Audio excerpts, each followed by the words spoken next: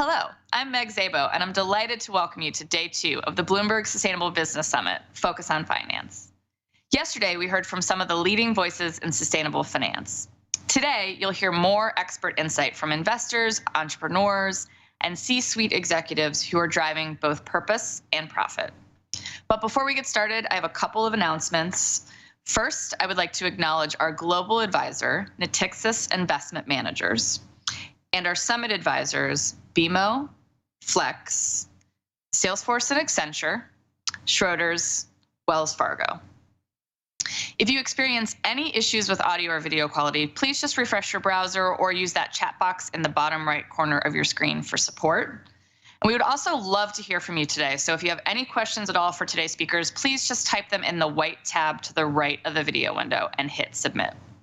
You can also engage with us at all day today on social media using the hashtag SustainableBizSummit and with other attendees in the event chat at the bottom right corner of your screen. And with that, let's get started with our program. Please join me in welcoming Sanda Ojiambo, CEO and Executive Director of the United Nations Global Compact, in conversation with Bloomberg's Carol Massar.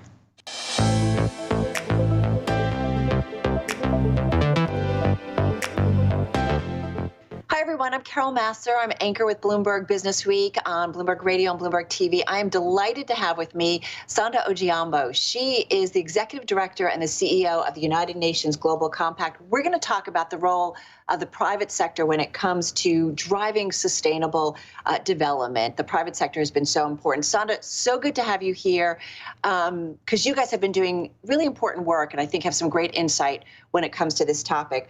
I want to take you back to COP26, just happened. We heard from John Kerry, the U.S. Special Presidential Envoy for Climate. And here's what he said. For the first time and in a massive way, the private sector is at the table and frankly leading in the way that even some governments are not. Business, as we know, a critical component when it comes to leading the race to net zero and just really improving the world on so many metrics that you guys have identified there at the UN. How important do you see the private sector when it comes to ESG development and sustainable, the mission to really improve sustainability on so many different levels? Well, first, thank you so much for having me. And I think the quote that you've just read by John Kerry really does set the pace. You know, in so many instances over the last couple of years, we are seeing private sector take the lead. Climate is one of them. We're seeing private sector also take the lead on issues such as gender. We're seeing private sector take the lead in racial and social justice. And, you know, it really is, I think, the way that society continues to function. In the past, there was a lot of focus around corporate social responsibility, which was really around, you know, doing good and being philanthropic. But over time, you know, it's becoming exceedingly clear that the business can play a key role in both, you know, driving business and good business, but also contributing to societal transformation, to sustainable development issues. And it is critical. You know, you sit around the table and you have government, you have private sector, and you have civil society. They all have a stake in making the world a better place for everybody. I mean, after all, you know, private sector is investing in its customers, it's investing in the future generations. And I think that is also extremely important for creating the world that we want. All right. Having said that, you guys did a great survey with Accenture, and I want to bring it up. You did a sustainability study. It was a massive one, really comprehensive. You found that only a small percentage of CEOs really kind of know what they need to do. Only 18% of CEOs said that governments and policymakers have given them the clarity needed to meet their sustainability and climate change targets. Roughly 1 in 5. That's not great. So they know, CEOs, leaders know they need to do something. They just don't know what they need to do. Why don't global leaders know it? And what kind of guidance do you think, and what kind of clarity do they need to know? And that's a great example. You know, at Glasgow, we also had a convening where we brought together in the room, which was great to be face to face, you know, over 50 key business leaders and really took stock of what they're doing in climate. And there's so much ambition, there's so much action. But the truth is, you know, to make these big shifts that are needed in the climate space, you do need an enabling government framework. You need government commitment to targets. You know, they call these nationally determined contributions. You need clarity on what the private sector engagement pathways are going to be. You need to understand what are the incentives that are going to be laid forward for the private sector and what's the general direction of travel. So not all countries have set nationally determined contributions or plans that are as ambitious as they need to be to address the climate crisis. So that was one of the concerns of our private sector collaborators. Second, not all countries have really called in the private sector to make their contributions.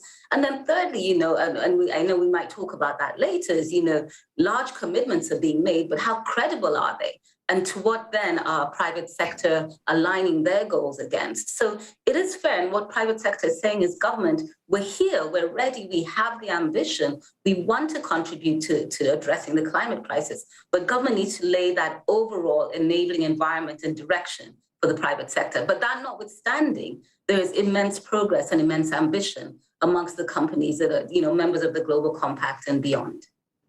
And I don't want to be negative because I feel like, Sandra, we've talked about this and we've had companies for years laying out commitments. You guys know this so well.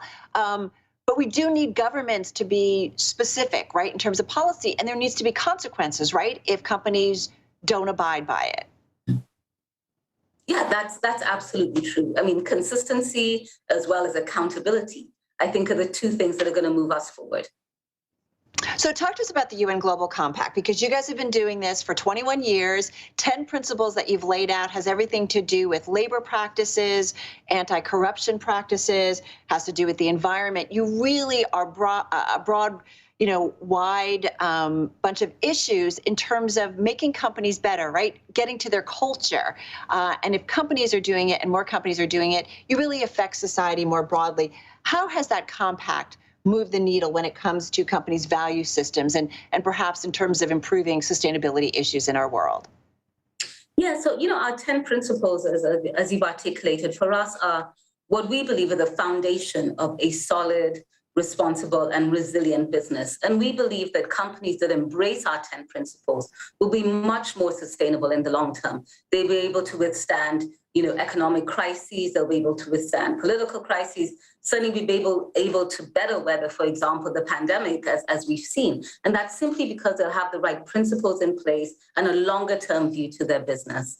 Our take is that a business that is purposeful and principle-led, will be a more sustainable business over the long term. To date, we have about 14,000 companies. We do look at tracking progress. They do engage in many different ways in terms of how they bring the principles to life in their business.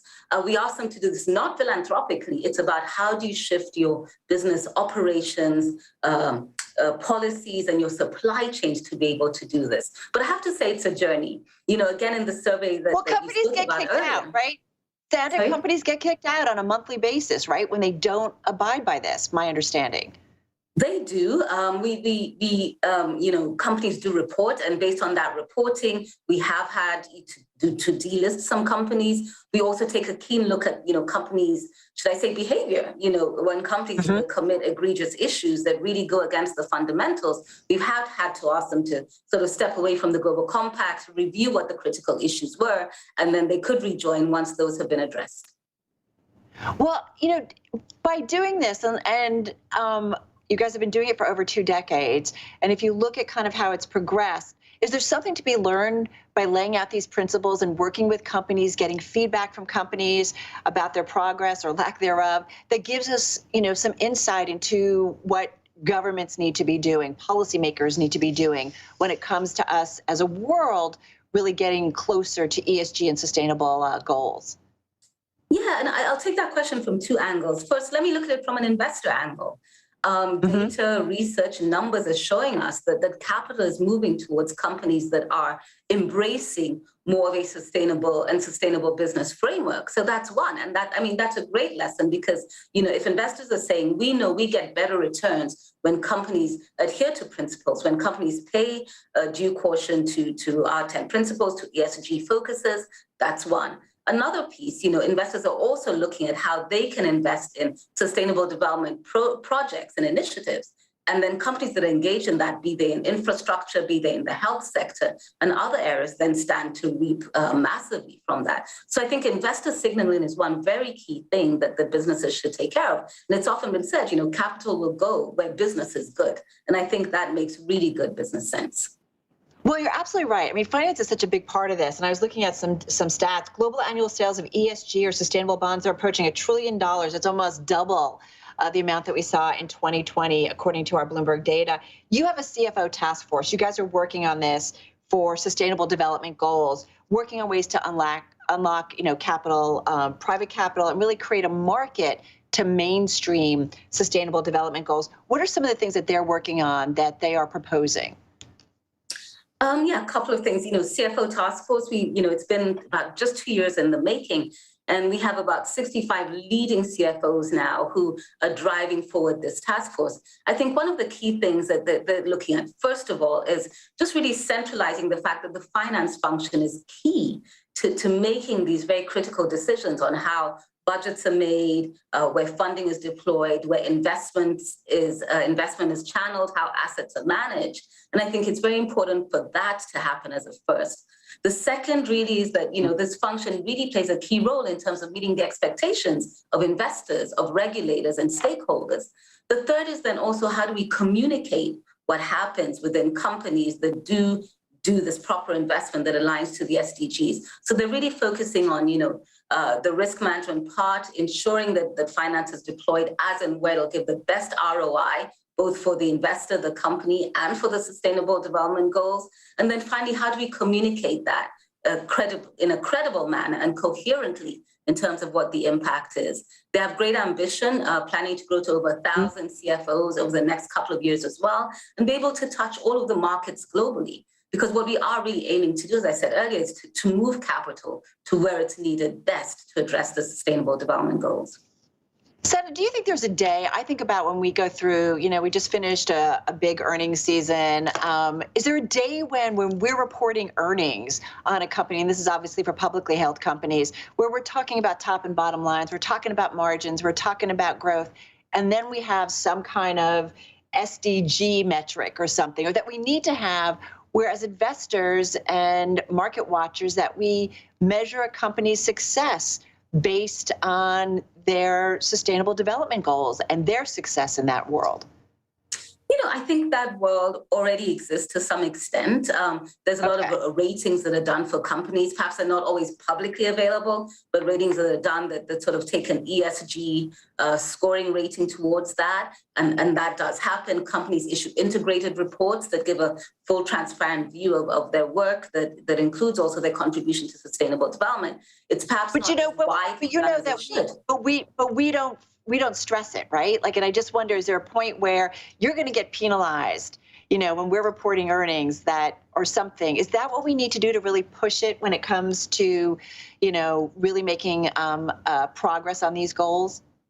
Well, I do think so in the long term. Look, we talked about in the beginning, private sector is critical. We play a really key role in key issues like climate, like making sure people earn living wages, not just minimum wages. We have the ability to influence what happens in gender. There's a 200+ economic pay gap between men and women. And I do think that if we are really to move forward, companies do have to step up and be accountable for what they can do to make these shifts. Well, it's interesting too, and I wonder how you think about all of this with the backdrop of the pandemic, right? All of a sudden, as a world, we were all dealing with something that we never thought would happen, and we were thinking about our community. We saw the environment impact, the health impact, right? How does the pandemic maybe help us? And we certainly have seen initiatives from the private sector come out of the pandemic, thinking more about their workforce, thinking about their community at large. How do you think that has changed the conversation? I think it's had immense impact. First, I think it was an opportunity to just pause and reflect on what the role of the private sector was. We saw all sorts of innovative partnerships. We saw partnerships come to speed and scale that we'd never seen before. We saw businesses that previously were competitors collaborate. Because when you put a real issue on the table and it requires innovation, requires scale, research, speed to market, people do come together. So I think it also fundamentally changed how business is configured. It then also, I think, fundamentally changed the relationship between business and government and public sector. Because again, there was lots of collaboration to get to where we needed to go. But that's the positive. Look, on the negative, we saw, lots of people lose jobs. We saw the lack of a social safety net for many. We saw the loss of incomes. We saw the fact that while data and technology bridged a lot of gaps, perhaps where you and I are, a lot of the world was left out of reaping these gains of the digital world that many have.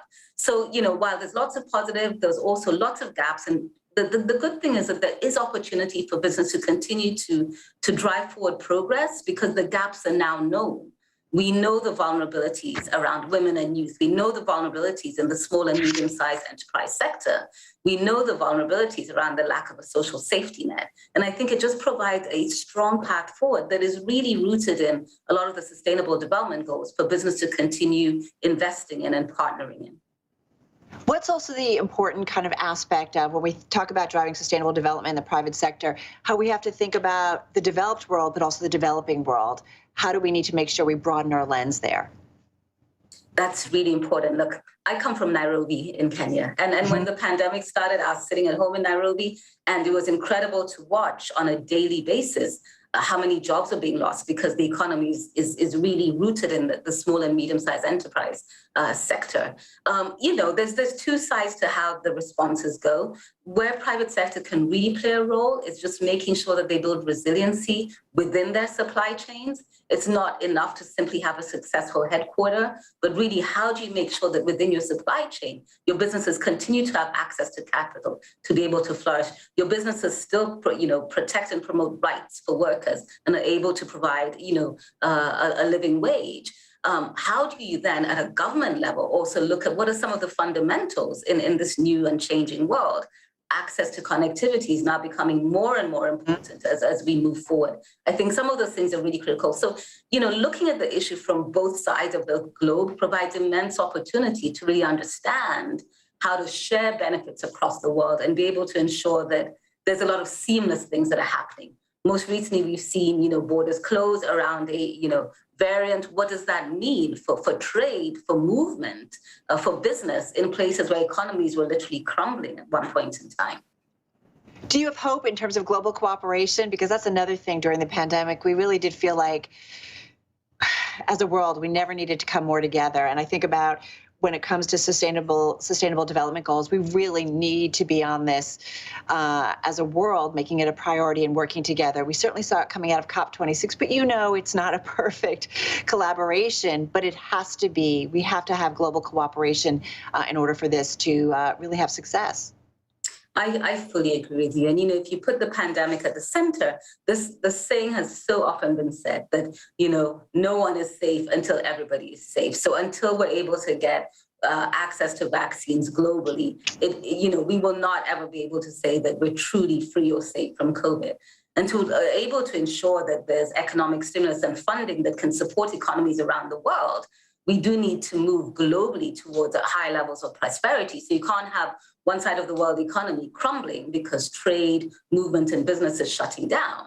So I think it's very important to be able to take a very holistic, multi-stakeholder, multilateral view to all of the responses that we have around the COVID pandemic. At the center of it really is the human being. And it's really important to ensure that they're able to access what is needed in terms of vaccines, in terms of testing, to be able to come through the pandemic and get back to their normal lives as they were. Sandra, we just have a couple of minutes left here. I want to ask you, this is kind of, I think my last question. There is progress. We know this. We've seen big name companies, whether it's a Microsoft, whether it's a Starbucks, Unilever, MasterCard, BlackRock. They have all made a lot of commitments when it comes to corporate sustainability pledges. There's been a lot of conversation. There's been a lot of actions taken as well.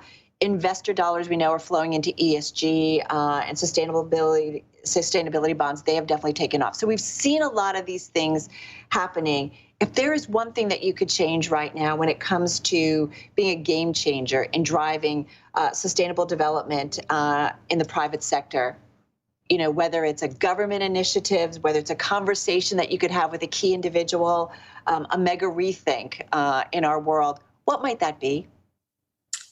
Wow, just one. You can dream. You can go anywhere. Well, give me one, and if we have time, we'll go to two. Look, I think for me, there's two things. First is to be able to achieve the scale of change and transformation we need. It needs to be well financed. We need to put the resources where they're really going to make that difference globally. Now, there's trillions of dollars available globally. The question is, Are we putting that money to use in the best way possible to cause this societal transformation that we need to address the climate crisis, to address all of the widening inequalities, as you said, around the world? So the first for me is, how do we mobilize adequate financing, and where do we position that financing where it makes the most impact? That's the first. I think the second for me is to really have a strong and really networked multilateral approach to how we drive these responses through. As I said, in the lens of the pandemic, no one is safe until everybody is safe. The same thing applies to the climate crisis, right? We need concerted effort by all countries to be able to drive the changes that we need in climate. And we need that for social and racial justice. We need it for gender equality. So I think the thing is, let's put the money where we need to do, identify the problems, but come together in an absolutely, coordinated way to address what we need to address. It requires the private sector working in concert with government, with the UN and civil society to drive it forward. All right, I lied. I'm going to do a follow-up real quickly. So where should we, you said we've got to put the money where it's going to have the biggest impact. Where would you put most of the investment dollars? Because I agree with you. I think when it comes to ESG, people are kind of saying, well, wait a minute, if I invest in this company, is that really going to make a difference when it comes to the environment or climate? It's a little muddy when it comes to ESG investments. Many people feel that way, and yet the money is pouring in. Where would you commit that money to really have an impact when it comes to sustainability and some of those global sustainability initiatives?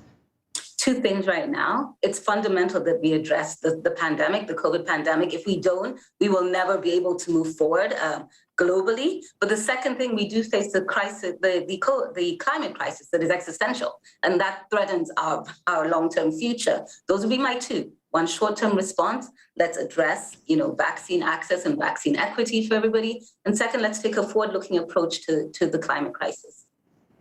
All right. I'm glad we got that in. Thank you so much. I know you're busy, and we so appreciate your time. You've really given us some very specific ideas for everybody to think about and act upon. Sonda Ojiambo of the UN Global Compact, thank you so much. She's the CEO and Executive Director. Thanks again. Thank you for having me.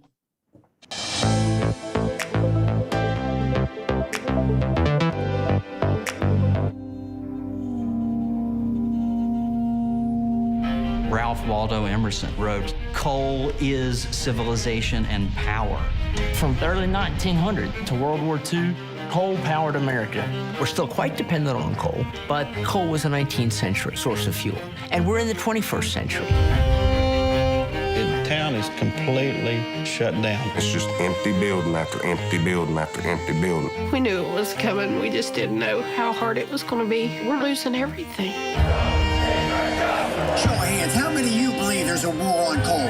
Yeah. We hope to make our voices heard. We want coal energy. We like coal energy. Thing about coal, somebody's taking a paycheck home on Friday night, putting shoes on the baby. What's happening is not a war on coal. It's coal's war on our health. Burning coal kills. You get asthma, you get lung disease, you get cancer. It's the biggest contributor to climate change. Climate change is real. It's happening. It's the biggest source of toxic water pollution. This is United States of America here, and we're fearing our water. With Donald J. Trump as president, our miners are going back to work again. Why are we trying to win a war that even if we win, we're dead last? We need real jobs and real community, and coal isn't it. There's plenty of coal still can be mined, and coal can still power America. Coal is a wonderful thing, but it comes at a pretty expensive cost. The market is going to drive coal away. That is an inevitability. It's just going to get worse. Something has to change. You got to do something different. If we're sitting waiting for coal to come in and be our savior again, we're fooling ourselves. People have to stand up and speak out for their rights. This is the pivot point. Either do something about it or leave it for future generations.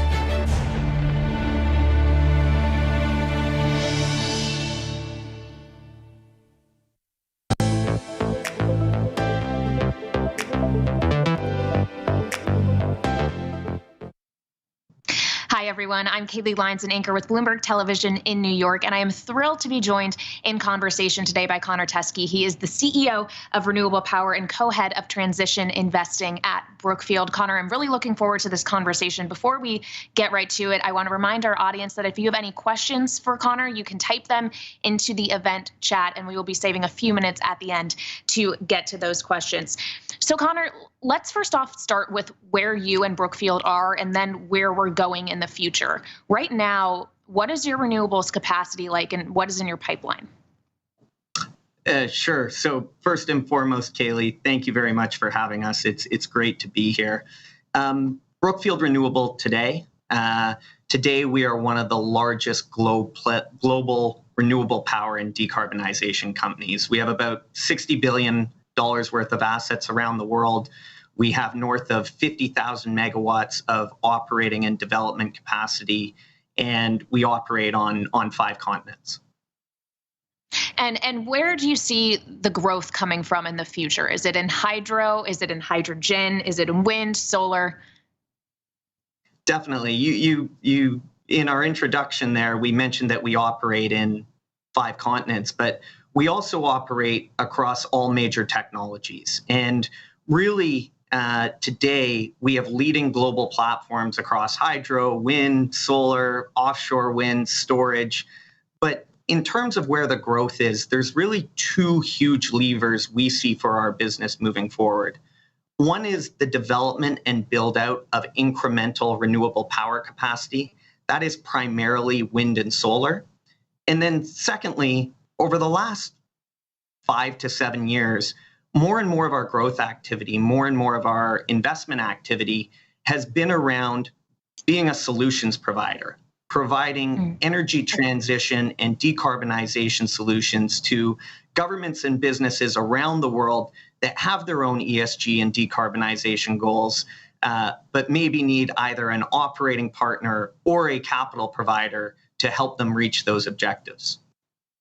All right, so we'll get to that transition effort in a moment. But when it comes to your actual renewables infrastructure, it's not just about generating energy. You then have to store it. You have to be able to get it to where it needs to go. There's a lot that goes into it. Do you feel that the infrastructure around storage and transport is as developed as just some of these clean energy solutions themselves? Well, storage is certainly the next frontier of energy investing. And when we look at the amount of renewables capacity that has been added to global grids over, say, the last decade, everyone gets really excited about that level of growth.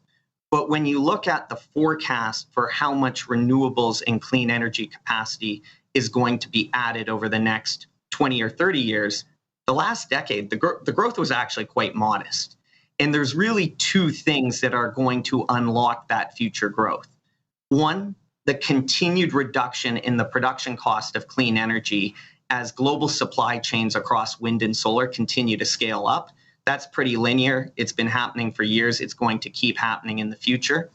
And then secondly, exactly what you just mentioned there, the build out of the grid, the reinforcement of the grid to allow for that increased renewable penetration. And the big key there is storage, and storage costs are coming down very, very rapidly, similar to how they did for solar over the last 5 to 10 years. And that's going to unlock even more opportunity for the growing build out of renewables. And Connor, you and I spoke on the phone before we had this conversation, and I was asking you about what we've seen play out in Europe over the last several months, where renewables aren't yet able to provide that backstop. And part of the problem is that if the sun's not shining, the wind's not blowing, you run into an issue with renewables. And you said it's not so much about the reliability of those power sources, it's an intermittency issue. Can you just address that now for our audience? Absolutely. Renewables in themselves are an incredibly mature technology. They are very well run. They are exceptionally reliable. They don't break down very often. There's great maintenance and operational programs in place to ensure that those assets are always available and ready to run. The nature is exactly what you just mentioned, which is sometimes the sun doesn't shine or the wind doesn't blow. That's not that the assets themselves aren't working. It's that they simply don't have their fuel, their input to generate power. And there's really a number of things that can be used to address that. One is having a diversified resource base, which is the area that most major markets operate in around the world today. And then the second thing is, as storage solutions come down, the cost of storage solutions come down in the future, whether that's batteries, whether that's increased use of pumped hydro, or even in the future, the build out of green hydrogen, those storage solutions will address that intermittency and essentially turn intermittent renewables into baseload power. All right, so there's the intermittency problem and something else, and I'm just using Europe as a poster child here, that this current energy crisis has showed us is that we are in the middle of a transition, but the foot is kind of on either side of the line. You are still reliant to a large extent on oil and gas at the same time that you're trying to rely more on green power. How can we accelerate that transition so that Europe and the rest of the world, for that matter, doesn't find themselves in this position again? No, absolutely. And in today's environment in Europe, having access to green power generation assets is fantastic because they continue to produce at the same cost, regardless of what oil prices are or what gas prices are. So the continued build out of renewables, which are essentially a zero cost alternative, there is no input cost into renewables, will help reduce that reliance on fossil fuel generated forms of production in the future. The other thing is something that you mentioned, increased interconnection between markets will be helpful, and always ensuring that no market is entirely reliant on one form of generation production, that diversification point we made before. And given the number and the growing number of zero carbon energy production solutions we have available to us that are cost effective today, there's a very clear path to getting to that, more optimal point in the future. Solar works, onshore wind works, hydro works, offshore wind is growing very rapidly. Distributed generation is one of the fastest growing forms of energy production within our portfolio today. All of those are great cost effective solutions to address the situation in Europe that you mentioned. Well, there may be cost-effective solutions, but that doesn't mean that the transition is going to come at little cost. I was looking at a white paper that Brookfield put out earlier this year, and it said the transition to net zero, completely eliminating additional greenhouse gas emissions, will require investment of over $100 trillion over the next 3 decades. Where does that money come from? The $100 trillion number is one that we were referencing as it was widely published earlier this year. There's actually some more recent reports that could suggest that number is as high as 150 trillion. Whichever number is right, the market opportunity is truly massive. And with any quantum of investment that large, the majority of that capital is going to need to come from private capital. Public government balance sheets simply cannot sustain that level of investment, but the private markets absolutely can. And given the very attractive commercial opportunities in investing in renewables and investing in transition, we would expect that capital does show up from the private sector and shows up in spades. All right, well, let's talk about some of that private capital because, as I said at the beginning there, you co-run that transition fund alongside Mark Carney, who I'm sure we all are well aware of his resume. What is the goal of the transition fund? What is the aim? Certainly. So the Brookfield Global Transition Fund will be our primary vehicle for investing in and facilitating the transition to net zero. It is a global fund that will really look to invest in 2 key areas. One is the build out of incremental additional renewable power and zero carbon energy capacity around the world. And the second is to help businesses transform themselves to less carbon intensive and more sustainable production methods in the future. We personally are huge believers that the right way to address climate change is not avoidance and divestment, but rather investing in that acceleration towards net zero and helping critical goods and services be produced and consumed in a more sustainable and competitive manner going forward. And where is it the hardest? What industries is it hardest to help them reach some of these goals?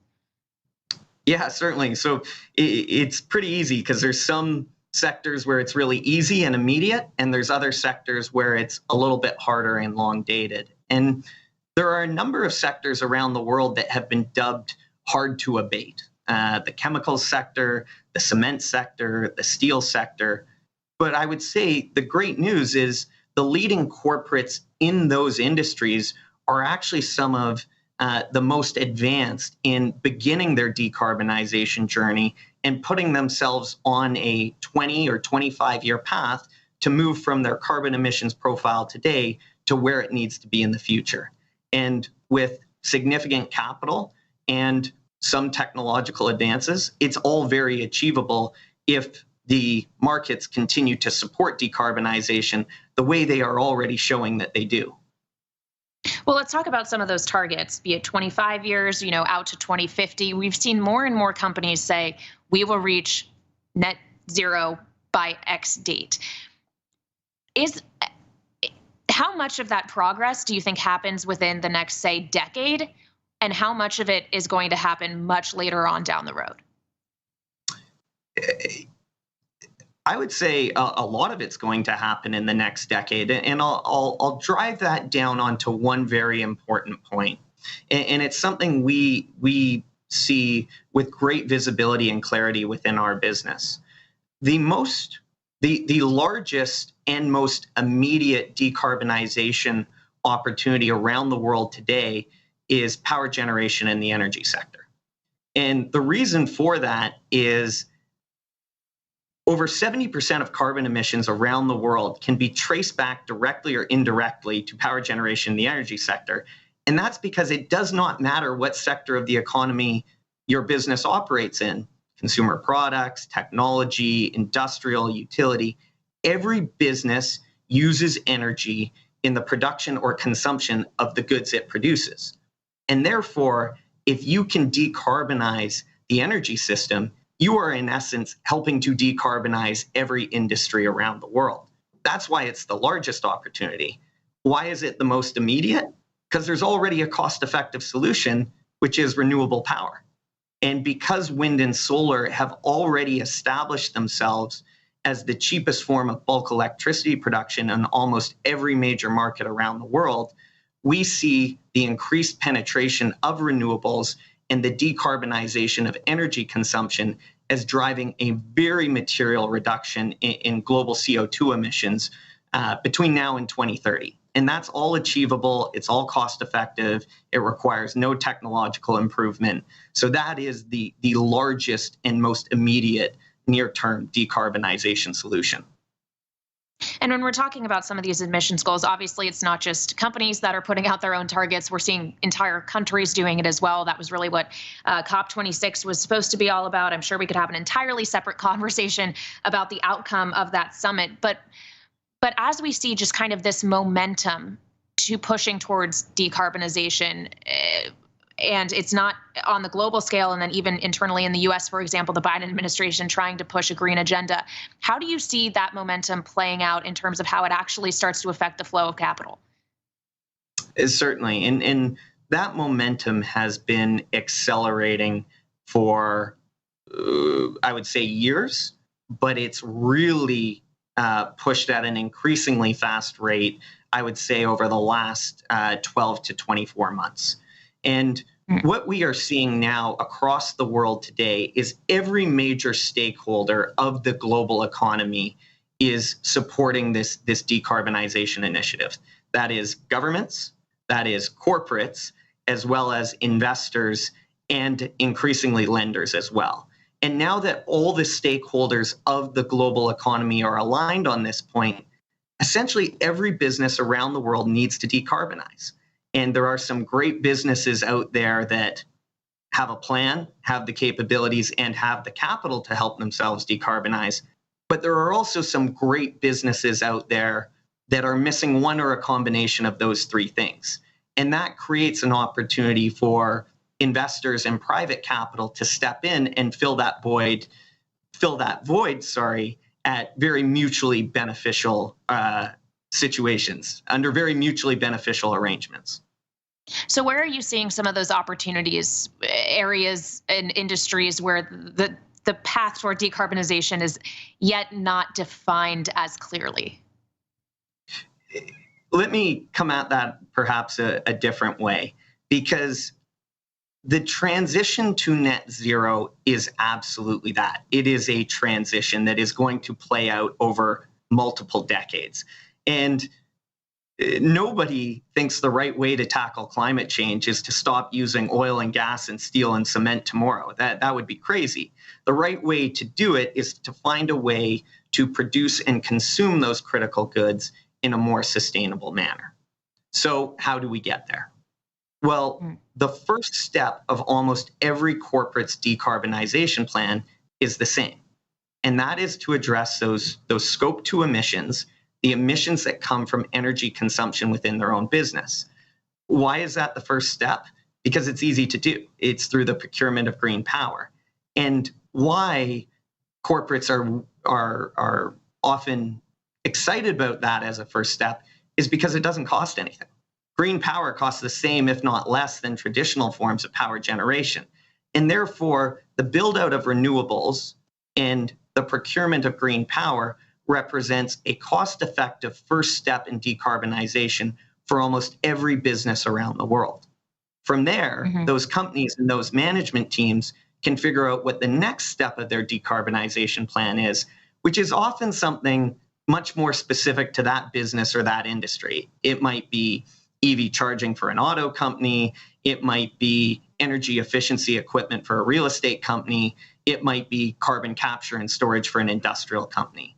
But really, that near-term opportunity, in a lot of cases, in almost all the cases we see, is around green energy procurement. And that really opens up the door for an unlimited number of secondary and third steps in a company's decarbonization journey using a lot of different decarbonization solutions. But do those second, third, fourth steps by nature then have to become more difficult and more costly? It's a great question. I think renewables is so obvious today because it is cheaper and it is a clean solution. EV charging is a very natural next step, and that is simply using that cheap, decarbonized form of energy to power vehicles. So by definition, that shouldn't be more costly in the future either once that infrastructure is built out. So there may be some solutions in the future that do need subsidy or some form of support, but there are so much today that is available that is commercially viable, where it can be offered to a corporate for their benefit, save them money, and help them achieve their decarbonization goals. If there are some needs in the future, they're certainly beyond our investment horizon today. All right, so if renewables are the easiest step one, let's bring our focus back to that specifically. When we talk about the different renewables that are out there, I know we touched on wind, solar, you need the wind to blow and the sun to shine. What about hydrogen? I feel like this is something that is talked about so much and yet hasn't fully come true to fruition to this point. Absolutely. And we follow hydrogen very closely. Our business has always been about being well positioned for those next large and attractive opportunities. And we absolutely feel that hydrogen, green hydrogen, hydrogen produced from renewable power, will be one of those major opportunities in the future. And there's really only one thing holding hydrogen back at this point, which is green hydrogen is very costly to produce.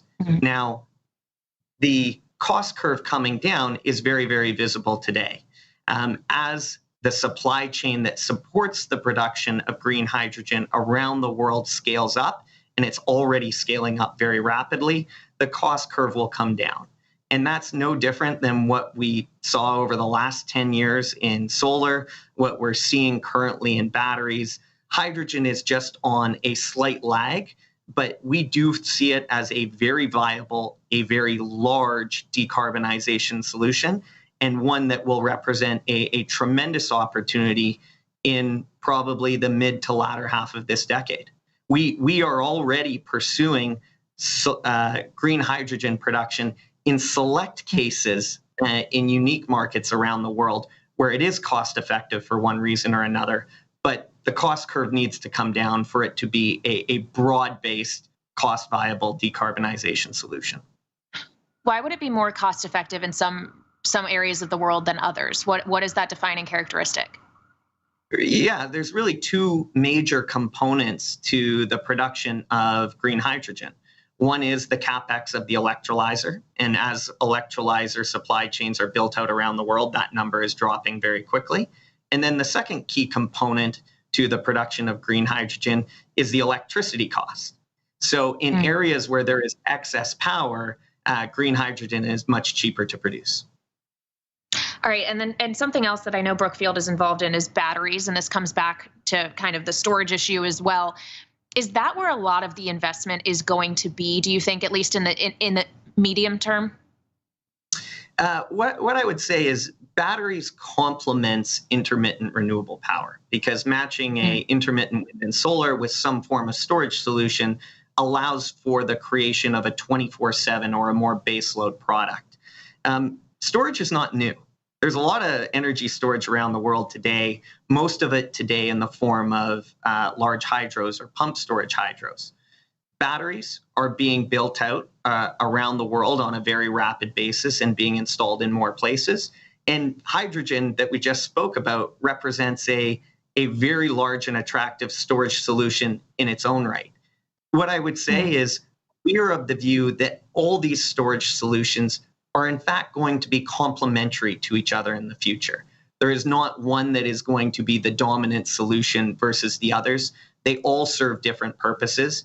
Today, we are investing, and I think a lot of market participants are seeing more and more opportunities to invest in storage, because as that cost curve comes down, there's more and more opportunities where those assets are very commercially attractive to build out and deploy across energy grids.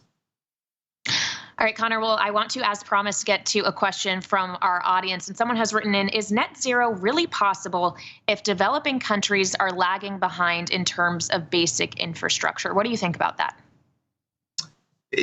Net zero is absolutely possible, but the question from the audience member is a fantastic one. It's not simply about just building the generation. It's also ensuring that that generation can be connected from production through to end user. And there's a number of different ways to do that. You can build the generation at the location of the end user for self-consumption, or you need to build out an electricity grid that can support a greater amount of intermittent renewable power. This does not require technological breakthrough.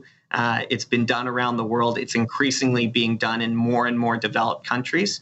And the build out of that infrastructure that supports the production of clean energy is absolutely a material component of that $100 trillion that we mentioned earlier in the conversation. So it's a very informed question, because it is part of the solution is that infrastructure build out in addition to the production. Well, and here's another informed question. If weather patterns change so drastically that wind farms are no longer feasible, how will energy suppliers mitigate against these unknowns? So basically, how does climate change then affect renewables? Absolutely. And one fact that we would socialize here is intermittency should not be synonymous with unpredictability. Weather patterns are largely very highly predictable, and they do not change very quickly. They change, if at all, over multiple decades, not year to year. And therefore, while it might be tough to predict whether the sun will shine or the wind will blow 2 hours from now, it's very easy to predict approximately how much wind will blow next year. And as a result, the chances of these solutions becoming obsolete is incredibly low, if not zero.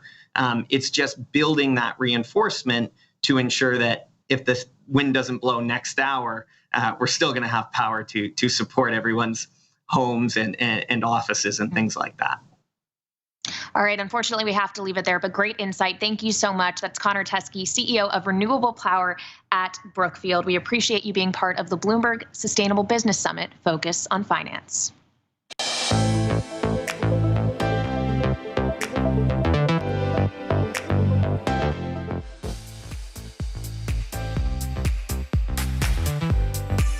The world is an infinitely complex place, which can make the problems of the world feel insurmountable.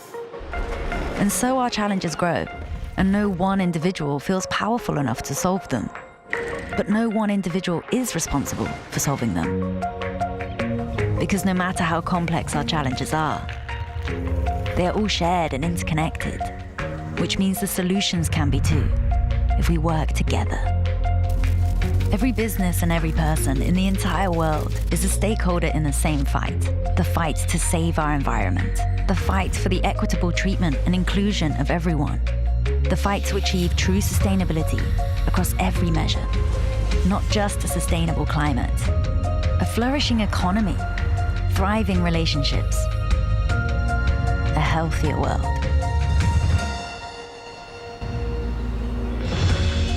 Salesforce and Accenture share a vision of business as a platform for change, building solutions to embed sustainability into the core of business.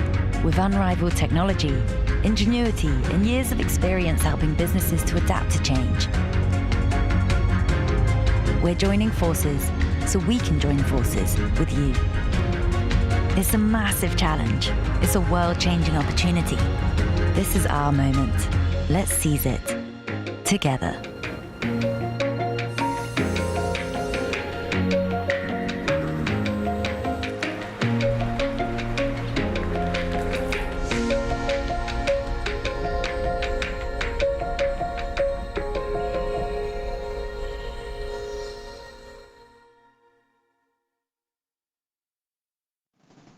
Hi, I'm Lauren Keel, the General Manager for Bloomberg Green, and I'm excited to be joined today by Suzanne DiBianca, the Chief Impact Officer for Salesforce, and Shad Family, the lead for Salesforce Business Group North America at Accenture, for Salesforce and Accenture's Advisory Board Spotlight.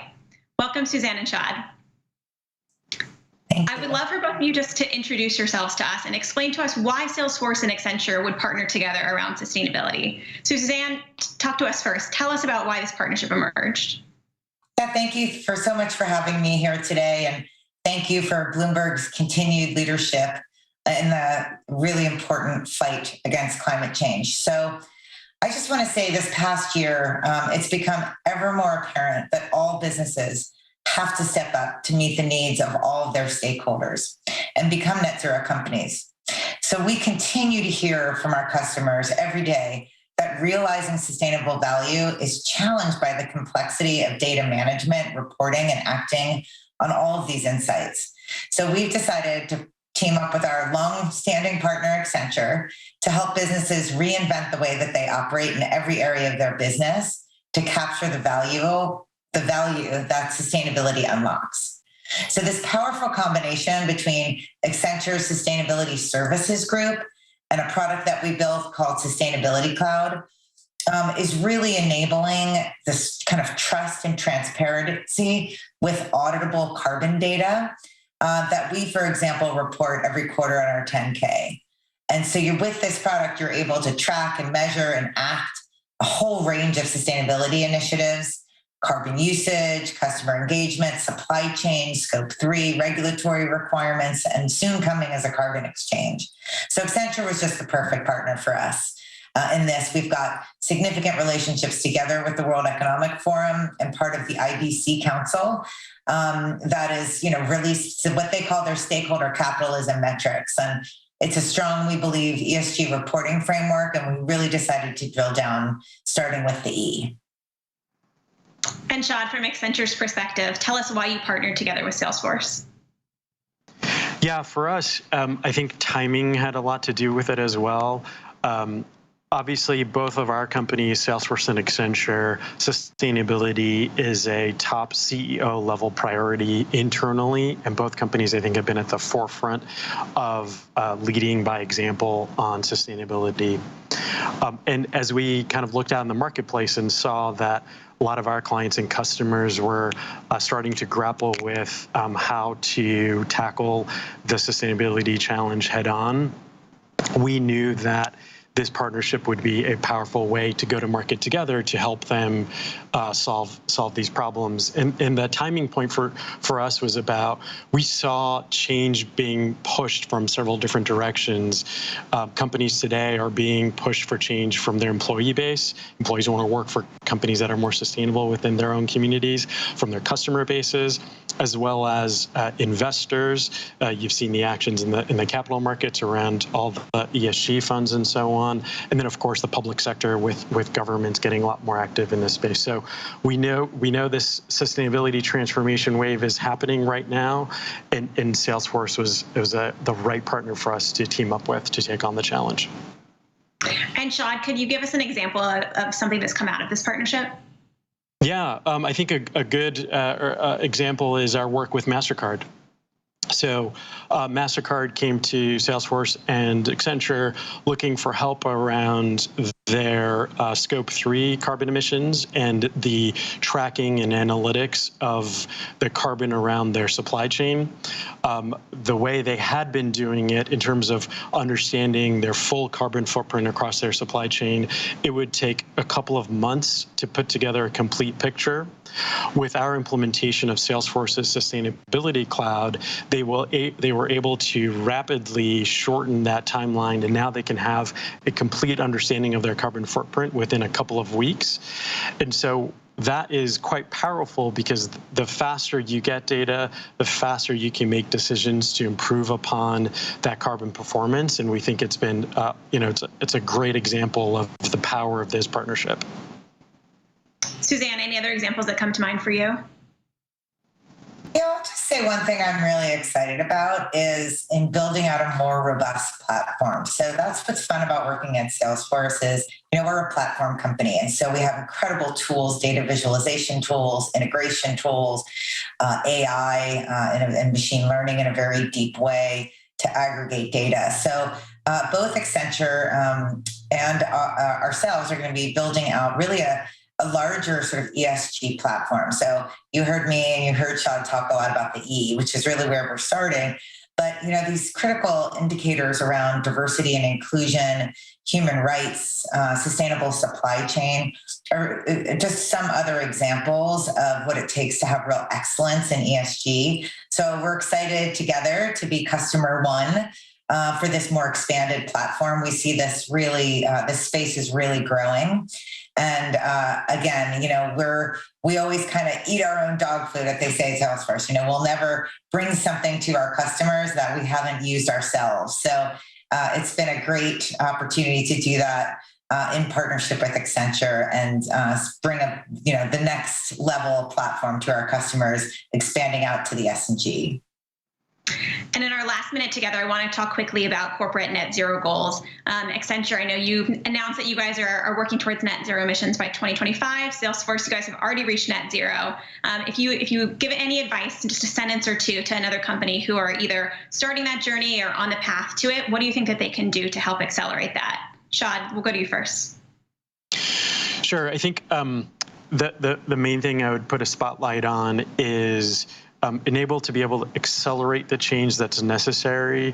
The phrase we use is embedding sustainability. You need to think through ways in which you can embed sustainability data, analytics, and understanding in everyday workflows and everyday processes that companies go through across all the different functions: sales, marketing, service, not just back-end processes, and empowering frontline business operators and managers to be able to make the decisions to improve upon that carbon footprint and various other ESG metrics that companies are now tracking. And Suzanne, one quick piece of advice from you to end it. I just say look across your business, see where you can accelerate change. look at your suppliers. So we have a sustainability exhibit that we added this year as part of our supplier procurement contracts. And, all of our major suppliers have to have their own science-based targets by 2024. So it's not only what you can do within your own four walls, but with what you can do within your suppliers and your ecosystem. So accelerate, what you've got and have control of within your own company. But again, kind of look to see how you can leverage your ecosystem and supplier base as well. That'd be my advice. Suzanne and Shad, thank you both so much for joining us and for telling us more about Salesforce and Accenture's partnership. Thank you for having us. Thank you for having us.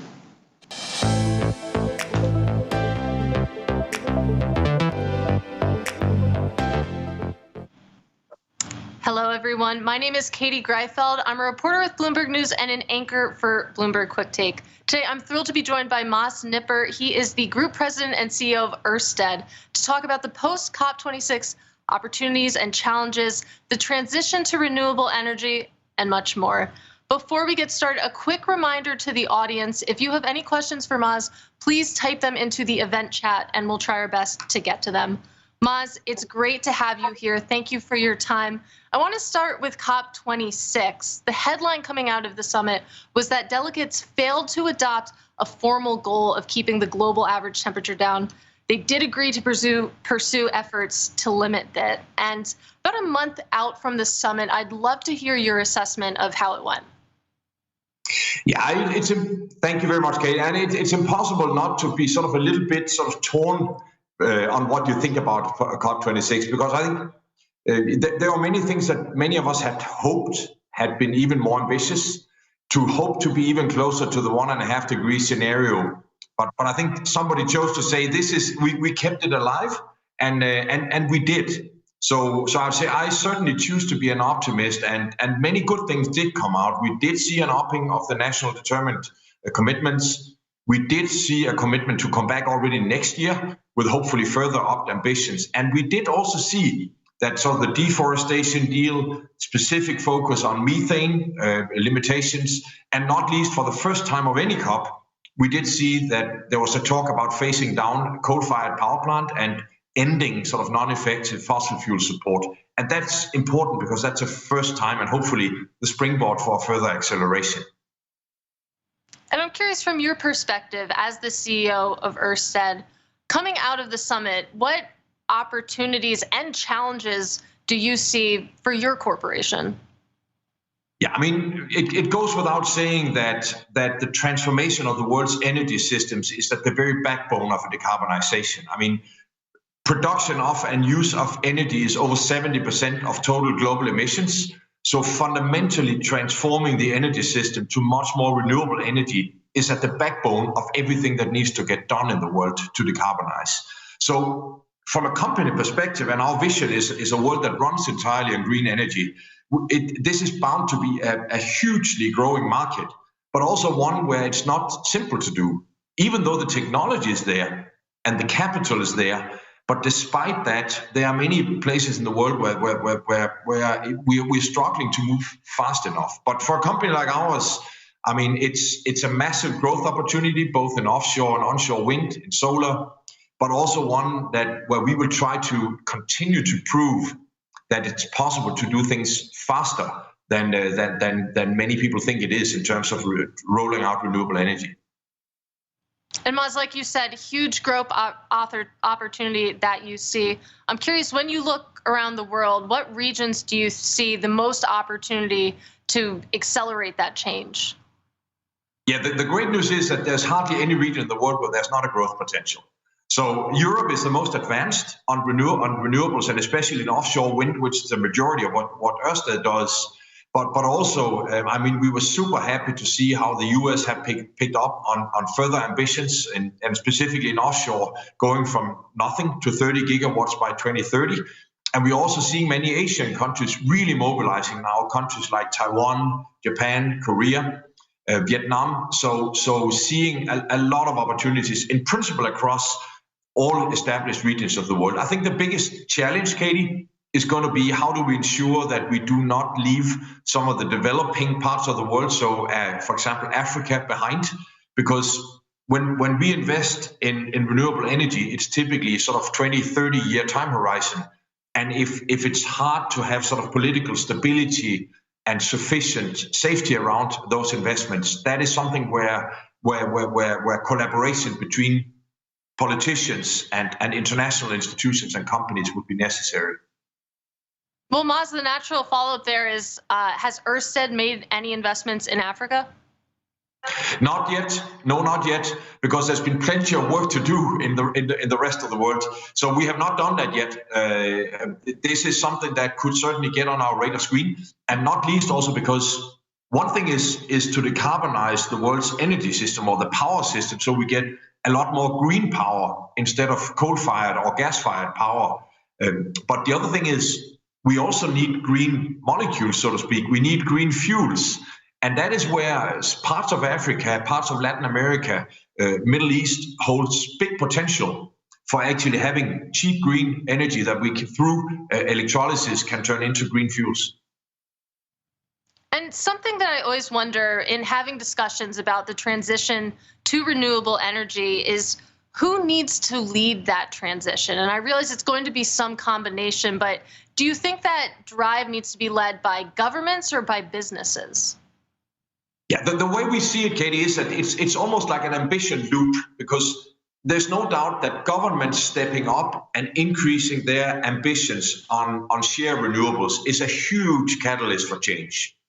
But at the same time, we can also see now that especially large corporates, and not just people like us who actually develop renewable energy, but those who are huge consumers of renewable energy, they are pushing their governments to be more ambitious because they really want to decarbonize their corporations as well. So I don't think you can say who should start, but I can just say that the more we work together, both on ambition, on policy framework, and taking action, the more that the political world, the regulator world, and the corporate world can work together, the speedier we can be. Mm-hmm. And I mean, in that transition, there's always going to be holdouts, even if businesses and governments are working together. And if that's the case, I mean, I'm curious to hear your perspective on whether at a point our government mandates needed to drive that change and really drive that transition forward. That there's no doubt that the policy frameworks for rolling out renewable energy is potentially the single most critical element. Because as I mentioned before, the technology is there. We don't need to invent new technologies. They largely exist. There's trillions of dollars ready to be plowed into investments. So really, I've also used the term, it's essentially a leadership challenge. Somebody needs to say, we will now make this happen. We will make the bold moves, and we will truly accelerate. Stop incentivizing fossil fuels, decommission coal-fired power plants, and dramatically increase ambitions behind renewable energy. That's such a strong sort of catalyst. But I think if you get into the more detailed but vital details, it is how do regulators make sufficient land and also seabed available and ensure that the consenting processes of being allowed to start to build, how do we speed that up? Because it may sound easy to build a large offshore wind farm of 1,000 megawatts, which we do pretty much all the time. But just getting that seabed in an affordable and sort of in a consented way typically takes years. And we simply need to speed that up pretty much all over the world. And in your experience, building those seabeds, I mean, which countries have been the easiest to work with? Where do you face the most opposition? No, it's hard to say in general whether there's opposition, but I can say that the more we build, the more people will be concerned, because in some countries, fishermen will obviously not be able to fish in an area where there's suddenly a wind farm. There can be people who have their holiday homes near the shore, so they don't particularly like to get sort of a large power cable into the backyard. There may be people who don't like the view to the wind farms, but most importantly, and that's where we need to work together as well, how do we ensure we don't endanger any species by building out wind either on land or at sea? But that's where we as an industry, we can also work together, because we have already, in some places, we have established artificial reefs that actually did something positive for certain fish species rather than something negative. So even that challenge can be solved. And Maz, switching gears slightly, it did catch my eye that Ørsted is one of 7 companies globally to have its net zero commitment validated by the Science Based Targets Initiative. And to start, I mean, I'd love if you could just talk us through what that validation process looked like, and also your perspective on why there's only 7 companies so far who have completed it. Yeah, thanks for bringing that up, Katie, because I think our major contribution as a corporation is obviously that we accelerate and build out renewable energy in the tens of thousands of megawatts, which is a big contributor to a greener world. But we also need to take our own medicine to decarbonize our operations. And we already, some time ago, we made the pledge that in scope 1 and 2, we would be carbon neutral by 2025. And we would be net zero, including our scope 3, so including our supply chain, by 2040 or 10 years ahead of time. We think there are lots of companies in the world that have great storytelling. And actually, I think 70% of all large corporations now have net zero plans. But unfortunately, until recently, there has not been a common standard. And that's what Science Based Target Initiative had done. And I'll just encourage any corporate leader on this call to dive in and get working with science-based targets, because it's the only joint nomenclature we have which really is science-based. And we have shared over a long period of time our plans, our details, our ambitions with Science-Based Targets Initiative. And what got us there, but also the reason why so few companies have it, is that in order to have your net zero plan approved, you can have a maximum of 10% of your total emissions being offsets. The rest needs to, the 90+% needs to be real reductions. And that is where we, with only 6 other companies, were able to prove that we actually had real plans to reduce and not just to offset. And tell me about, what you see as the value of having that validation. I mean, is that something that, you hope that investors will take notice of, something that governments will take notice of? What do you see as the benefit? Yeah, pretty much all of the above, Katie, because I think investors are clearly very, very focused on sustainability and ESG, which is fantastic, because in many cases, money still drives the world. And therefore, investors who and banks as well, who they actually put requirements to companies, whether they have substance in their claims and targets, is great. But also regulators, there will be regulators who will demand that there are firm plans. And I think potentially most important, ultimately customers and consumers will demand it. So we already see now that there are sectors where customers are simply starting not to accept that these are heavy emitters, and that. So I think it's governments, it's organizations, it's investors, and ultimately customers and consumers. So I don't think there's any stakeholder group who is not going to care. If they don't already, then they will very soon. And Maz, we have about 7 minutes left, and I have to ask you about the wind in Europe, because I know that hit Ørsted's bottom line. It also caused a bit of a power crunch across Europe. You saw natural gas prices spike up pretty significantly, and some have argued that that's evidence that, renewable energy in some senses has failed to scale up efficiently and keep pace with some of those fossil fuels. And I know that's a perspective you don't agree with, and I'd love to dig into why. Yeah, that's right. No, I think those who say that we have not been fast enough in deploying renewables are right. But those who say because we have seen the European energy crunch this year with spiking energy prices, that's a proof that we should not have as much renewable energy. Nothing could be more wrong, because even though we've had lower winds, and that's right, even though over the years wind is remarkably stable, so we have no concerns that winds are structurally changing. But the real underlying reason behind the power prices going so much up is gas, and the fact that we had a cold winter. Because there has not been sufficient sort of flow of natural gas between the different parts of the world, in this case particularly between Russia and Europe. And because we also have seen less rainfall, meaning that hydropower has also delivered this. Those are the main reasons. And as a matter of fact, if we build less renewables or don't keep even higher speed, we will continue to be very dependent on fossil fuels and natural gas imports, which can continue to to drive spikes in prices and worse, even scarcity. So I actually think that what has happened in Europe this year has been a dear reminder that if anything, we need to speed up a lot more on deployment of renewable energy. And Mas, before our session started, you and I were talking about COVID and whether we would reach that post-COVID environment. But I want to look backwards a little bit at the past 18 months and this pandemic that we've all lived through. And I'm curious how that has played into this transition timeline, whether that's accelerated the transition to renewable energy in your view, or whether it's actually hindered it in some cases. No, I think there's clearly the actual practical dimensions of building out renewables have been made more difficult due to COVID. And I mean, we are constructing, in Ørsted alone, we are constructing 2 major offshore wind farms in Taiwan and in the UK. We have been blessed to be able to keep the schedule, so we will now have built another 2 major utility-scale wind farms on time and on budget, so we are very happy about that. But there's been a lot of sacrifice for our staff and our partners who have had to be quarantined in hotels and really had to fight hard to stay on schedule.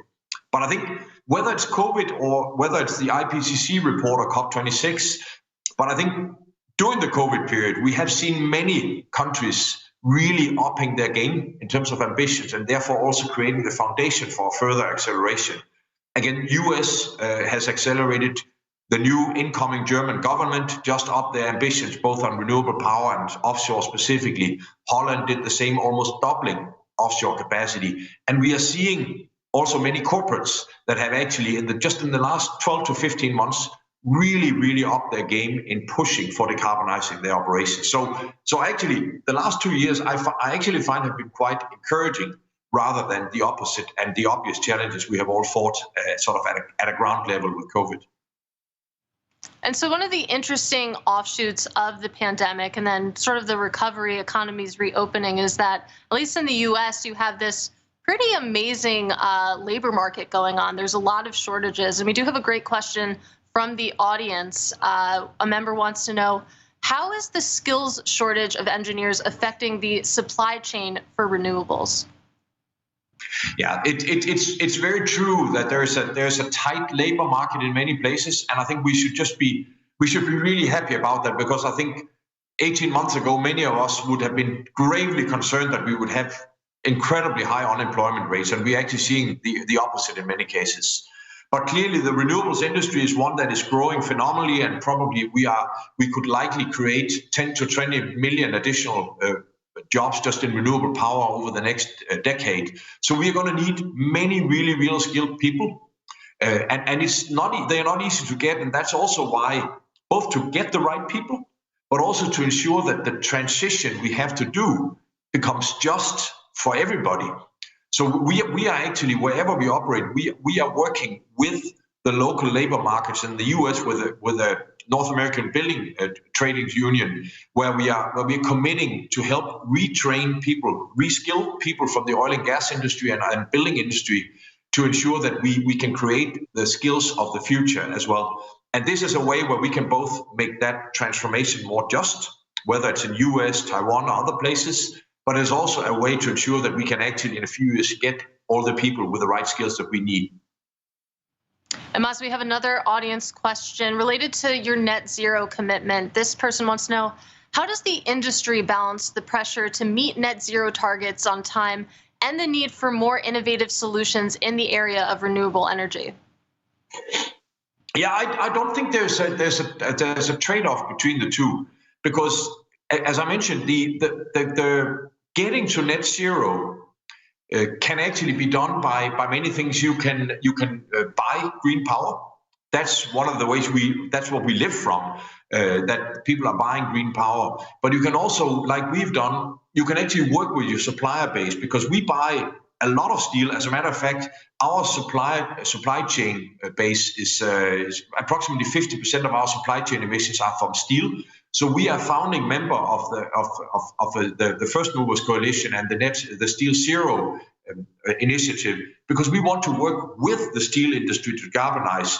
That may be another business opportunity for us, so to scale green power further. But it's also a great way to create an ecosystem where through doing that, we can also be a great buyer of those green steel products. So I actually think many of the difficult solutions between getting to net zero and having more innovative solutions is not so much in technology. As a matter of fact, in many cases, it's new ways of collaborating in ecosystems of companies, or sometimes even with regulators and organizations. And Moz, we have just about 30 seconds left, but we are 3 weeks away from 2022. Curious, what's your top priority moving into the new year? My top priority is to ensure that we keep full speed on proving to the world that rollout renewable energy can happen faster than we think. And then a next layer to that is going to be not just renewable power, but create renewable hydrogen and green fuels that can help decarbonize some of the hard-to-abate sectors. That's what we do. Moz, that is all the time we have for today. Thank you so much for joining us today and being a part of the Bloomberg Sustainable Business Focus on Finance. Great pleasure.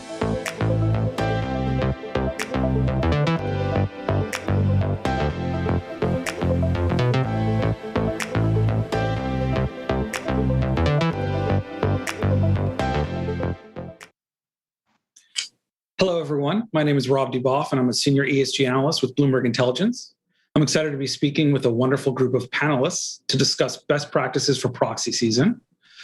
Please join me in welcoming them to our virtual stage. First, we have Rebecca Boone, partner in the New York office of Bernstein Litowitz, Berger and Grossman. We have Michael O'Leary, managing director at Engine Number One, and Paul Washington, executive director of the Conference Board's ESG Center. Quick reminder to the audience before we begin, we want to hear from you. If you have any questions for our panelists, please post them directly in the event chat. We'll save some time at the end for a little Q&A. So 2021 was quite an extraordinary proxy season for ESG investors. It was a record year for environmental and social resolutions, both for overall voting support and the number of successful proposals. On top of that, we saw oil giant Exxon lose a proxy contest to Michael's firm, Engine Number One, largely for environmental reasons. So I guess first I'd like to go around the room or around the monitor, hoping you all can share what you think were the big takeaways from the most recent 2021 proxy season. Let's start with Paul. Sure.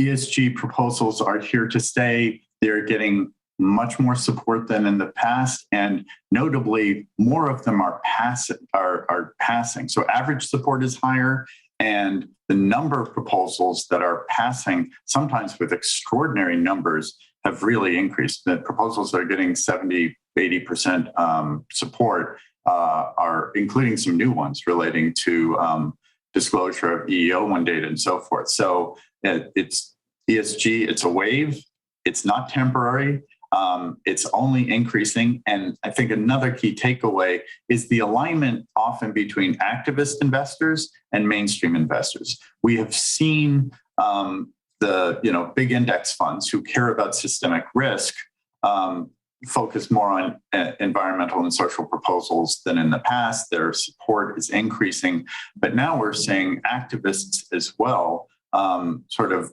joining forces. We saw that in the Exxon case, but I think we're going to be seeing it more broadly. So there's no respite. Great. Rebecca, any insights from you? Sure. Just to echo that, I mean, we're really seeing activist investors push for social change and positive social change, for the first time. And that momentum's really, I think, continuing. We saw it in the environmental context with Exxon, but we're also excitingly, I think, seeing it on social issues. And we saw that with Microsoft and Goldman. And two additional points I would make is just that size doesn't seem to matter that much in terms of making these proposals successful, and that even tiny activist investors are having success. And then the second point I would make is that major institutions, as was just alluded to, BlackRock, the big three, are coming out vocally in support of these shareholder proposals. And I completely agree that that momentum, from my perspective, is just going to continue into 2022 as well. Great. And Michael, anything exciting to happen to you in this last proxy season? Well, it's a great point that Engine Number One, we owned, I think, 2 basis points of Exxon stock when we launched that campaign. I think one thing that the last proxy season shows is that always in any activist campaign, you are only as strong as the coalition you can put together. And especially with a campaign like this, we will only be able to be successful in putting on new directors if we could convince 49.981% of other shareholders of our argument. And in many ways, our campaign was built on a very simple premise, which is that environmental issues are economic issues, and that you cannot create long-term value in the energy industry unless you are focused on the energy transition. And so if you're the 5th largest greenhouse gas emitter in world history, as Exxon is, and 2/3 of your business comes from countries that have themselves set net zero targets, you don't have a sustainability problem, you don't have an ESG problem, you have a core strategic problem, and that you need to gradually and purposefully start to transition that business. And that's the case we made. The economic case to shareholders, I think one thing that we took away from this proxy season beyond our campaign, looking at successful proposals at Chevron, at DuPont, and at Delta or American Express, one of our takeaways is that investors are starting to understand that these are core economic questions. These are long-term drivers of shareholder value. And so even though they kind of get boxed off as ESG proposals or ESG issues, it's still talking about creating long-term value for shareholders. Great. And that kind of brings me, again, not to box everything into ES&G, but I think that's kind of a familiar lens for folks. So, I did want to dig a little into, how we look at proxy season through each of those 3 lenses. So I guess starting with the environmental proposal, we've heard a great deal of promise coming out of COP26, but as we all know, kind of talk is cheap. So Michael, how much momentum do you think will carry through into the AGM season? And what can activists such as yourself do to make sure that words are turned into action? Yeah, it is remarkable to think that just 2 years ago, 2019 proxy season, not a single climate-related proposal passed, right? And 3 passed last year and something like 11 passed this year. And I think it shows that, and COP26 is a great example of this, that climate is becoming a big tent issue for investors. And I think you'd be hard-pressed to find a CEO or a large investor today who did not at least pay lip service to the idea that climate is an important driver of economics for companies. A lot of the success of proposals is being driven by the large multi-trillion-dollar asset managers who've gone truly remarkable, in year over year in support for ESG proposals. The problem, the risk, though, is that as it becomes a big tent issue, that it also becomes very noisy. Every company, every investor is now making the same pledges, saying the same talking points. There's a survey of CEOs a few years ago where they asked, how important is it to you to serve your stakeholders beyond your shareholders? And something like 9 out of 10 said, oh, it's important to me, to serve my workers, the communities, the environment. And then they asked, and how satisfied are you with the job that your company is already doing? And something like 95% said, oh, we're already doing a great job. Right? And it's this risk that it becomes a talking point, but nothing underlying about the companies is transforming in a way that we actually need. And I think that's where accountability becomes key. Accountability through standards like SBTI or through SEC standards that might come down in 2022, and also accountability through investors. Ultimately, that's where the buck stops. Great. And speaking of accountability, moving from E to the S side, we have seen kind of the step up, in holding companies accountable, starting with Me Too a few years ago and more recently around racial equity. Rebecca, you just mentioned this. We saw a proposal at Microsoft around sexual harassment, and certainly, Microsoft is normally considered a leader in ESG, but the fact that management was against this proposal, but we still saw over 75% shareholder support. Why do you think investor interest is picking up here, and how do you think it's shaping up in the next year? Well, I think Microsoft's a great example, and there are really 2 key issues. The first is this recognition by companies that these are critically important issues, and legally speaking, within boards of directors' fiduciary duties. And that's really a novel concept that's only taken off over the past few years. Traditionally, these types of human resources issues were considered to really be part of, board of directors' purview. And I think the second point, I would really just echo what Michael just said about the economic case. And I think there's just real recognition by companies that a failure to progress on and address these types of social issues has actual real financial harm. And you mentioned Microsoft, a very recent example, 78% of shareholders voted in support of that resolution last week, which was to compel the company to issue a transparency report, essentially disclosing to investors what's going on with employee misconduct and harassment issues at the company. And another recent example that I thought was really interesting is Goldman Sachs. And there in April, again, kind of spawning from a class action lawsuit involving allegations of harassment and discrimination, where Goldman compelled, over 1,000 women to go into arbitration, a very small activist investor put forward a proposal that was designed to force Goldman to kind of come to terms with its mandatory arbitration policy and disclose to investors how it was impacting its workplace and its workers. Goldman opposed that. Shareholders ultimately voted in favor of it only by 49%. But then months later, Goldman completely reversed course and came out in support of the proposal. So again, shareholders have power. A failure by corporations to act on social issues has real, meaningful economic, financial consequences for the company. And I think those are our big picture takeaways, from 2021. Yes, certainly. And last but certainly not least, corporate governance, only because it's that last letter in ESG. Turning to you, Paul. While shareholder support for E&S proposals continues to rise, we have seen a decline in shareholder support for management, particularly in say on pay votes. Also, another aspect of the proxy campaign was kind of this lack of industry expertise among the incumbent directors. Is this something we should continue to expect more of? Going after the directors directly. Sure. And it's a little bit of a tale of two cities. Before I do that, if I might, I just want to comment on the notion of the shift from stockholder to stakeholder capitalism. Mentioned a conference board report that's out on that, where we actually surveyed executives around the globe. 90% think that this is a real shift underway. 80% say it's happening at their company. But what we did that's different from what might have been done in the past is we sat down in roundtables with CEOs, CFOs, GCs, and so forth to talk about what the shift from stockholder to stakeholder capitalism means for them.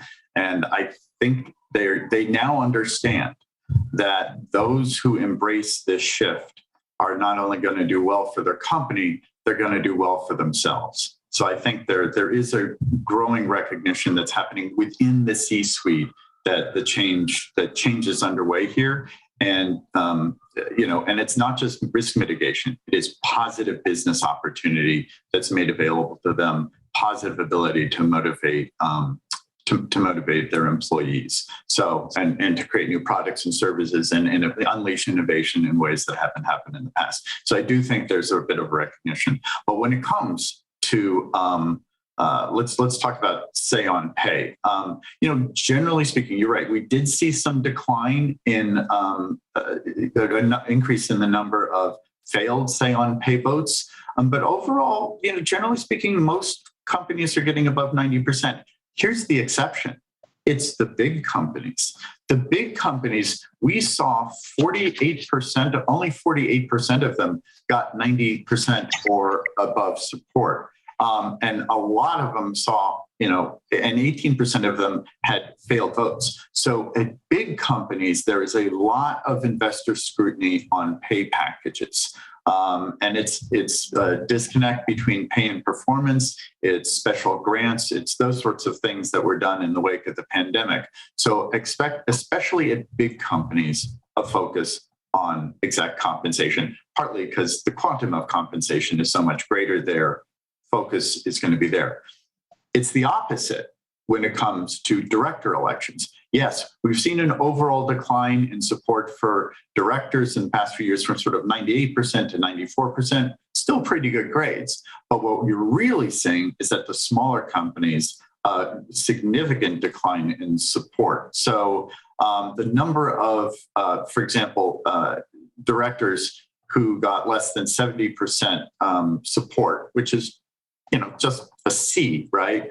That grew overall in the Russell 3000 from 86 directors who failed to get 70% to 308 in the past year.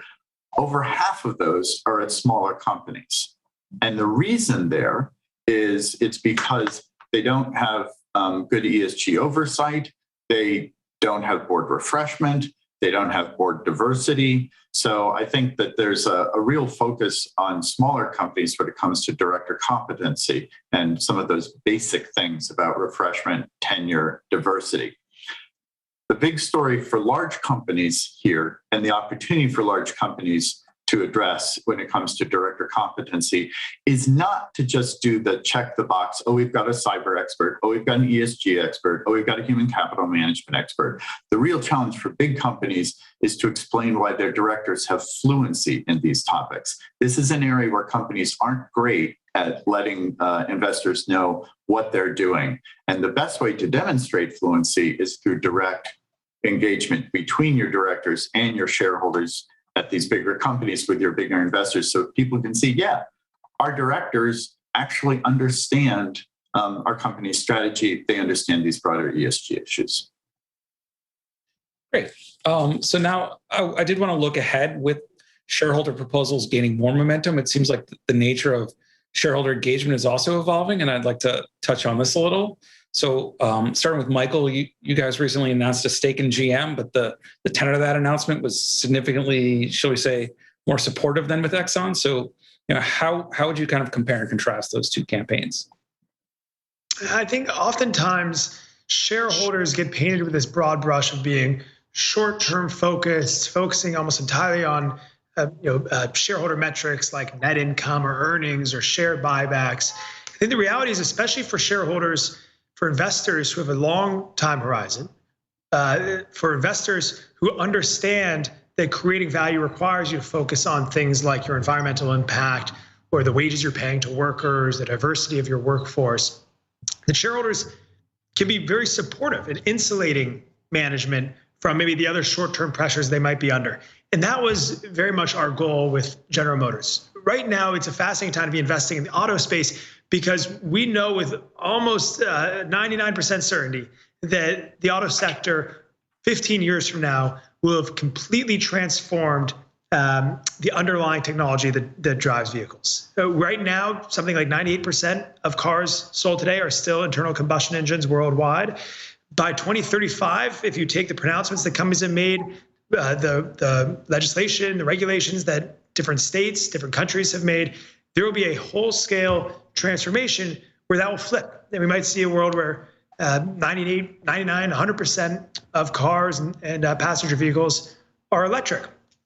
Now, that was going to require an immense amount of investment, an immense amount of long-term thinking. And the biggest risk to the incumbent auto manufacturers, folks like GM, folks like Ford, is that they underinvest in this transition and find themselves 10 years from now sitting behind not just the Teslas of the world, but Tesla and the next 5 pure play electric vehicle companies. And so with GM, what we tried to do, and I think we'd hold this up as a maybe more typical model of how we're going to be approaching engagement, is to say we found a company where we actually believe strongly the leadership has the right idea, that Mary Barra and her board have laid out the right plan for transforming that business. And now the biggest risk is not that management's going to take it off the wrong track, but that all the other pressure to meet short-term earnings expectations, continue to milk higher margin internal combustion engine profits, that will get in the way of actually making the long-term transition that matters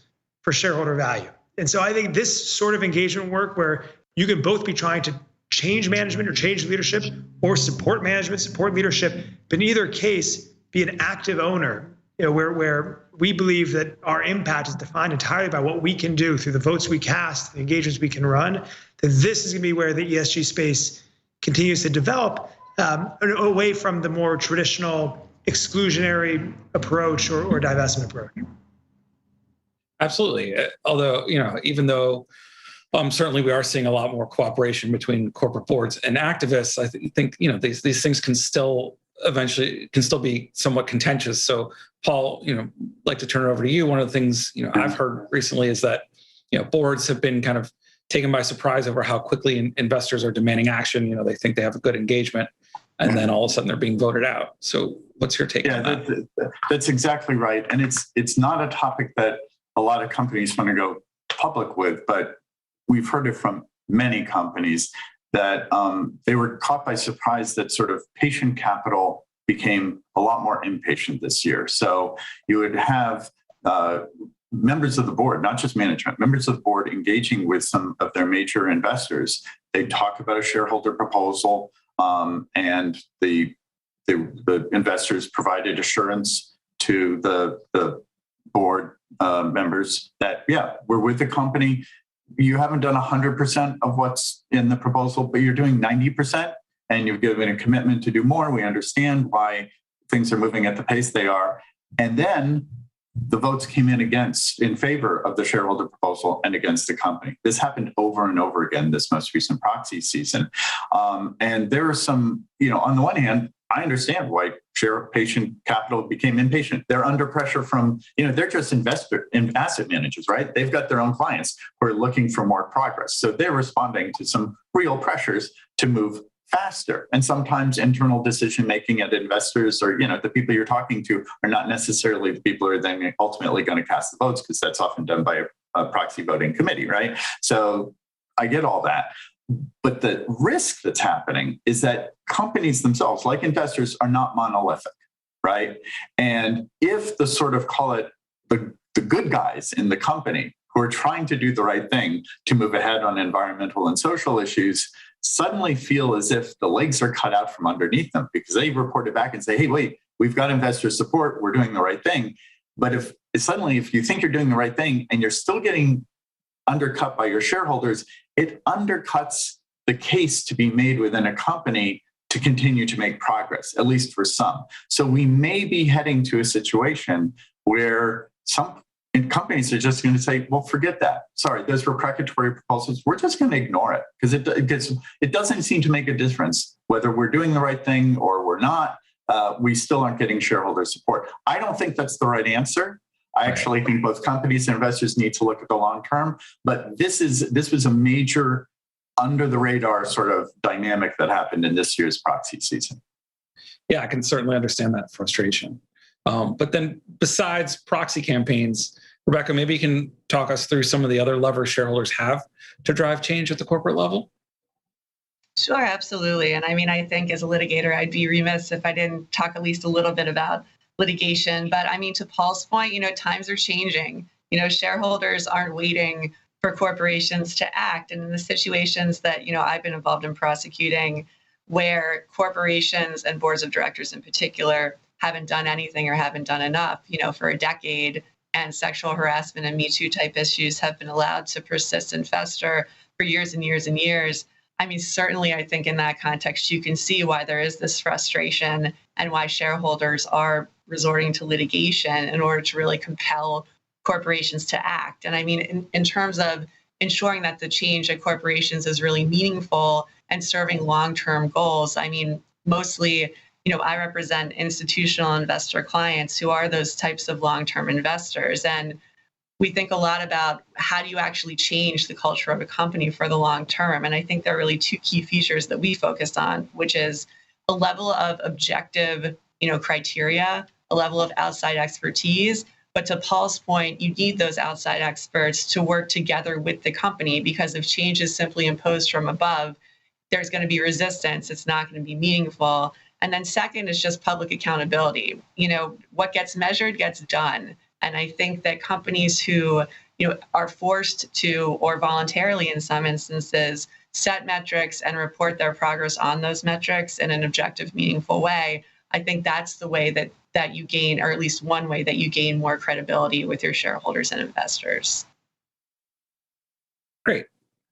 Okay, we are, I did want to leave a little room for some Q&A, but just real quick, I wanted to get kind of your quick hit thoughts, predictions on 2022 and what are maybe some of the surprises you might expect. So I guess maybe we'll start with Michael. There's a lot of focus, rightfully so, on the technology we need to develop at the corporate level, the technology we need to develop to meet the demands of climate change, whether it's green steel or green concrete or electric vehicles.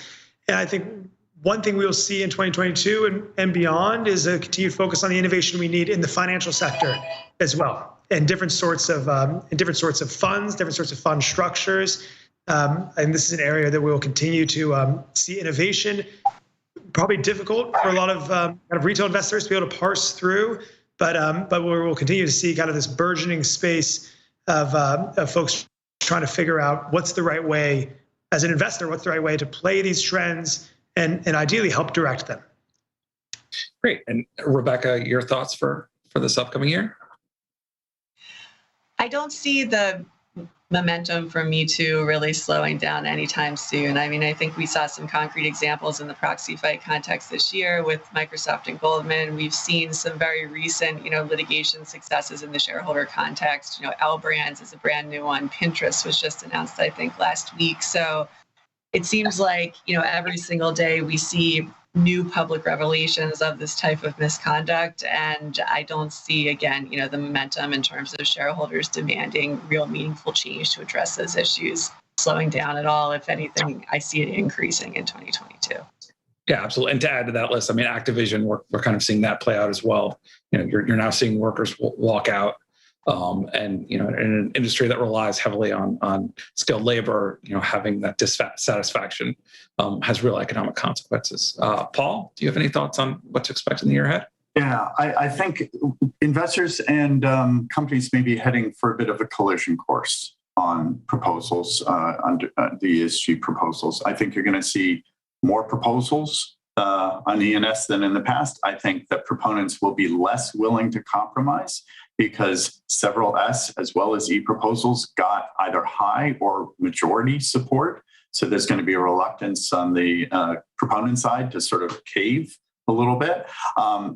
Some companies were frustrated by this proxy season, and they're going to say, well, forget it. We can't meet them. So they're going to be less willing to compromise. This is all against the backdrop of pending SEC rules. So you may not get the sort of natural private ordering as everyone is sort of staking out their positions and holding firm to them as the SEC rules disclosure rules are being considered. The only other thing I'd add is, this investor season, proxy season is just one of the things that boards and managements are going to need to deal with because, the pressure, for example, on corporate political activity is not coming so much from investors. It's coming from your employees and your senior management. As we come up to the anniversary of the January 6th riot, as more issues, including women's reproductive rights, may be tossed to the states, you're going to be having a sort of tsunami of not just investor interest in ESG, but your other stakeholders' interest in a lot of social and environmental issues. So be prepared to get hit from multiple directions if you're sitting in a boardroom when it comes to environmental and social issues. And sorry not to end the year on a happier note, but that's coming. And speaking of other things that are coming, and you alluded to this, we have a question from the audience. Yesterday, we heard from the head of the IFRS about the evolving sustainability disclosure standards. How do you think that can ultimately change things? I mean, we've already seen a lot of proposals saying disclose this and disclose that. So if that then becomes regulation, how might that impact some of these proposals? Michael? One thought I would have on this one is that I think it's a no-brainer that we'll soon have mandatory disclosure requirements on certain issues like carbon emissions, for instance. But we also shouldn't overestimate how well developed our ideas are outside of carbon. I think a lot of investors end up over-indexing on how clear that case is for what should be reported and how. And one way you can see this is if you look at independent ESG ratings providers, the huge degree of disagreement between what counts as a good ESG stock or what doesn't, or how do you measure some of the broader social factors. So I think you'll see, thankfully, you'll see some regulation, some standards going in place, but we should overestimate how many areas there are that there's broad enough agreement for that to happen. I think we're at the beginning of a very long road when it comes to extra financial reporting. Yeah, I just jump in if I might. That you're going to see some consistent mandatory requirements in diversity and in carbon emissions and greenhouse gas emissions. That's pretty clear. It's going to still be a sort of Wild West a little bit when it comes to disclosures in these requirements in other areas. And we recently put out a piece on the harmonization of sustainability reporting frameworks. It's going to take a long time. There's going to be greater alignment, but there's not going to be consolidation in a meaningful way for quite some time. So I don't see the pressure letting up. In fact, what we're seeing is environmental topics that go beyond carbon into water and biodiversity and so forth. Those are only going to increase as well. So even if they simmer down in one area, you're going to see them in others.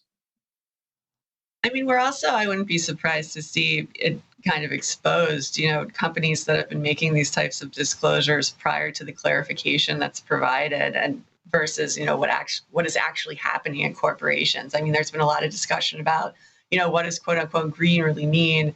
And I wouldn't be surprised to see, wide variance in terms of the actual condition at corporations that are making these types of disclosures. And I think that's really going to be a focus as we go into 2022 and the rules are clarified. Mm. Great. Yeah. I think that makes a lot of sense. So we are up on time, unfortunately, but Rebecca, Michael, Paul, this has been great. Thank you very much for sharing your insights. And it's been a pleasure to having all of you and our great audience members as well at the Bloomberg Sustainable Business Summit, Focus on Finance.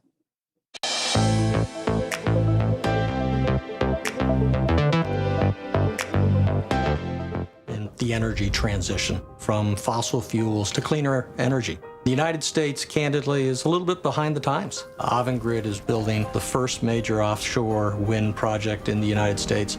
It'll be reducing carbon emissions equivalent to about 325,000 cars coming off of the road. Energy companies have their challenges, and it's really important for us to do business with a financial institution like Wells Fargo that's going to be there in the good times and the challenging times.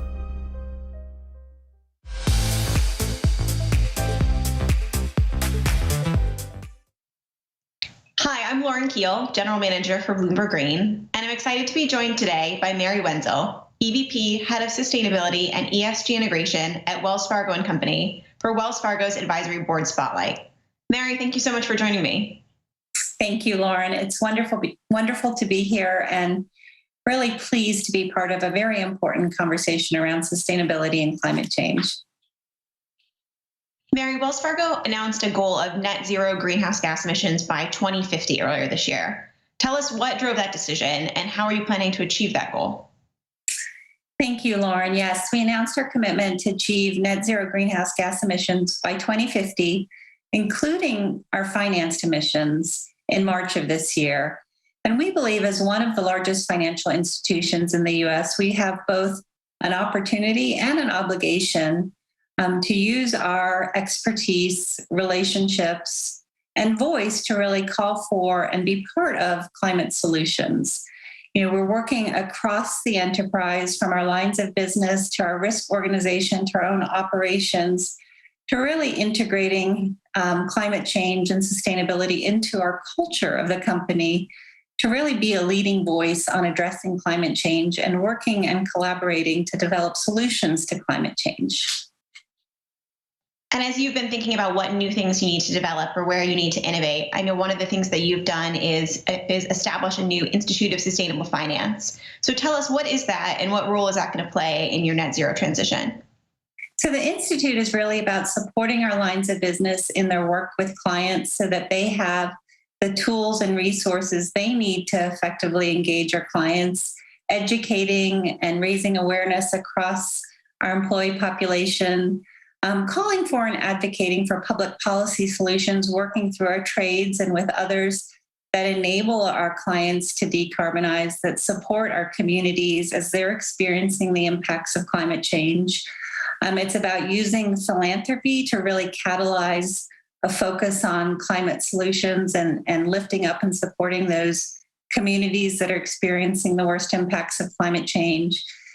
It's about thinking about how we really work as one Wells Fargo, one enterprise to advocate for solutions and to be part of the conversation with others on what needs to happen to really accelerate the transition to a low carbon economy.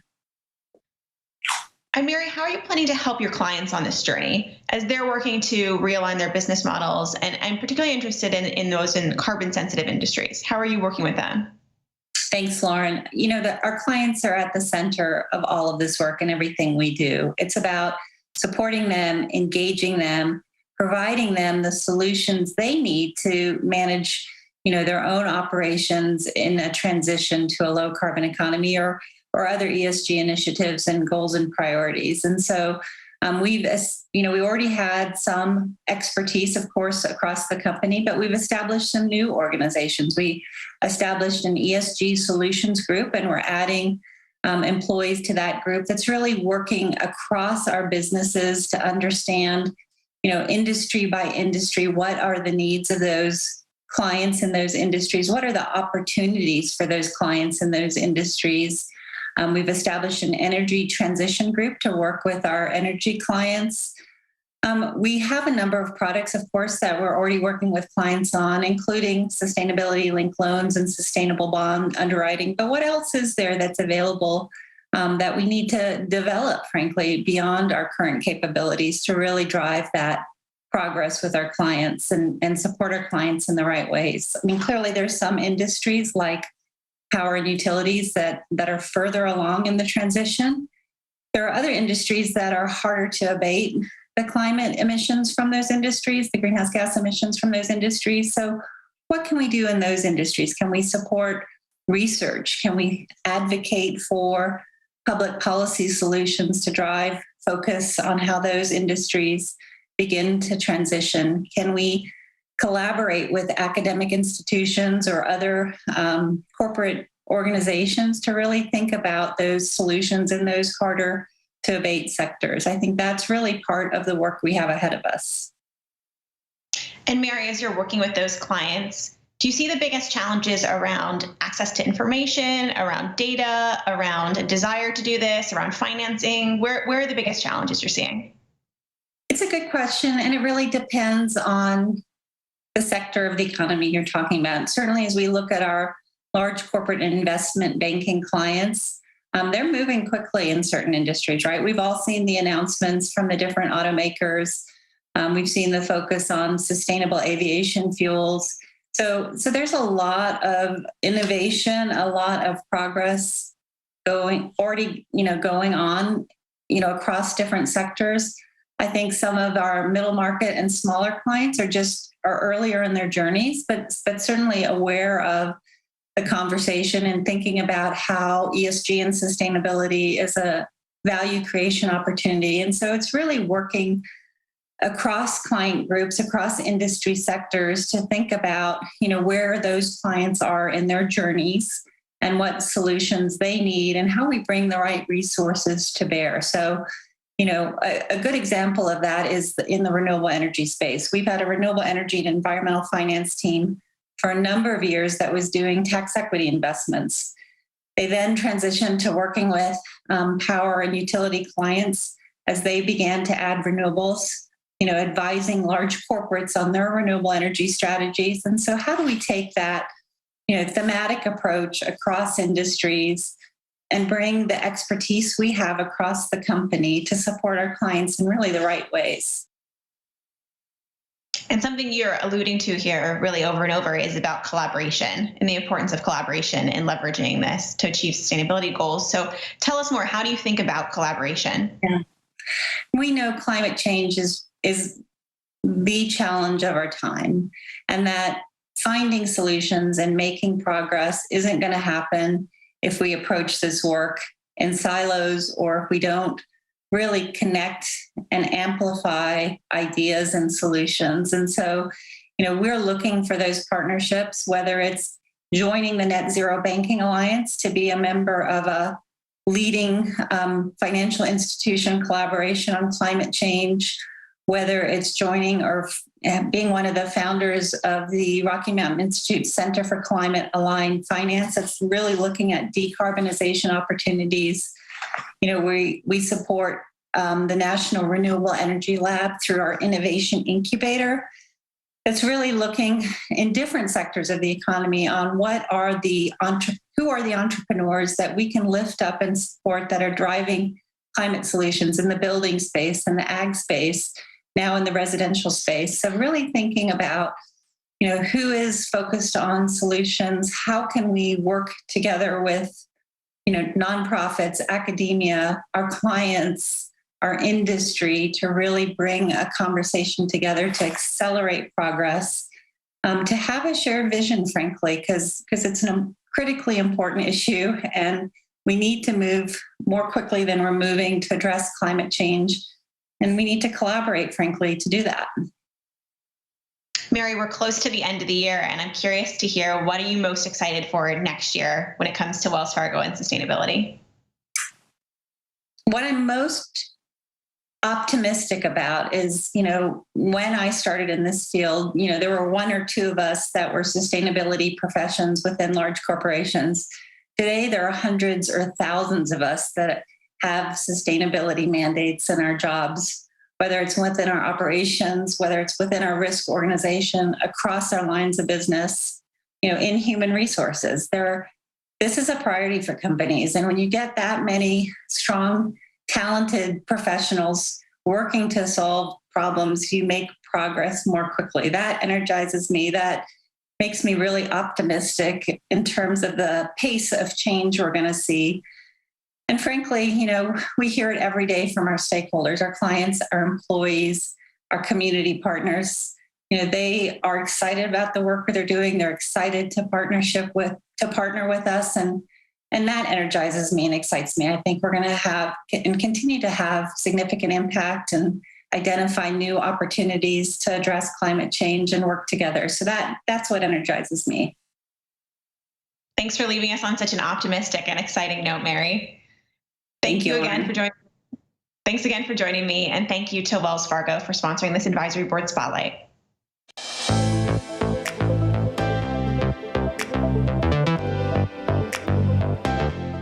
Thank you for joining the first portion of today's program. We're going to take a quick break, so grab a coffee, stretch your legs, and meet us back here at 11:20 a.m. Eastern Time for the second half of the day.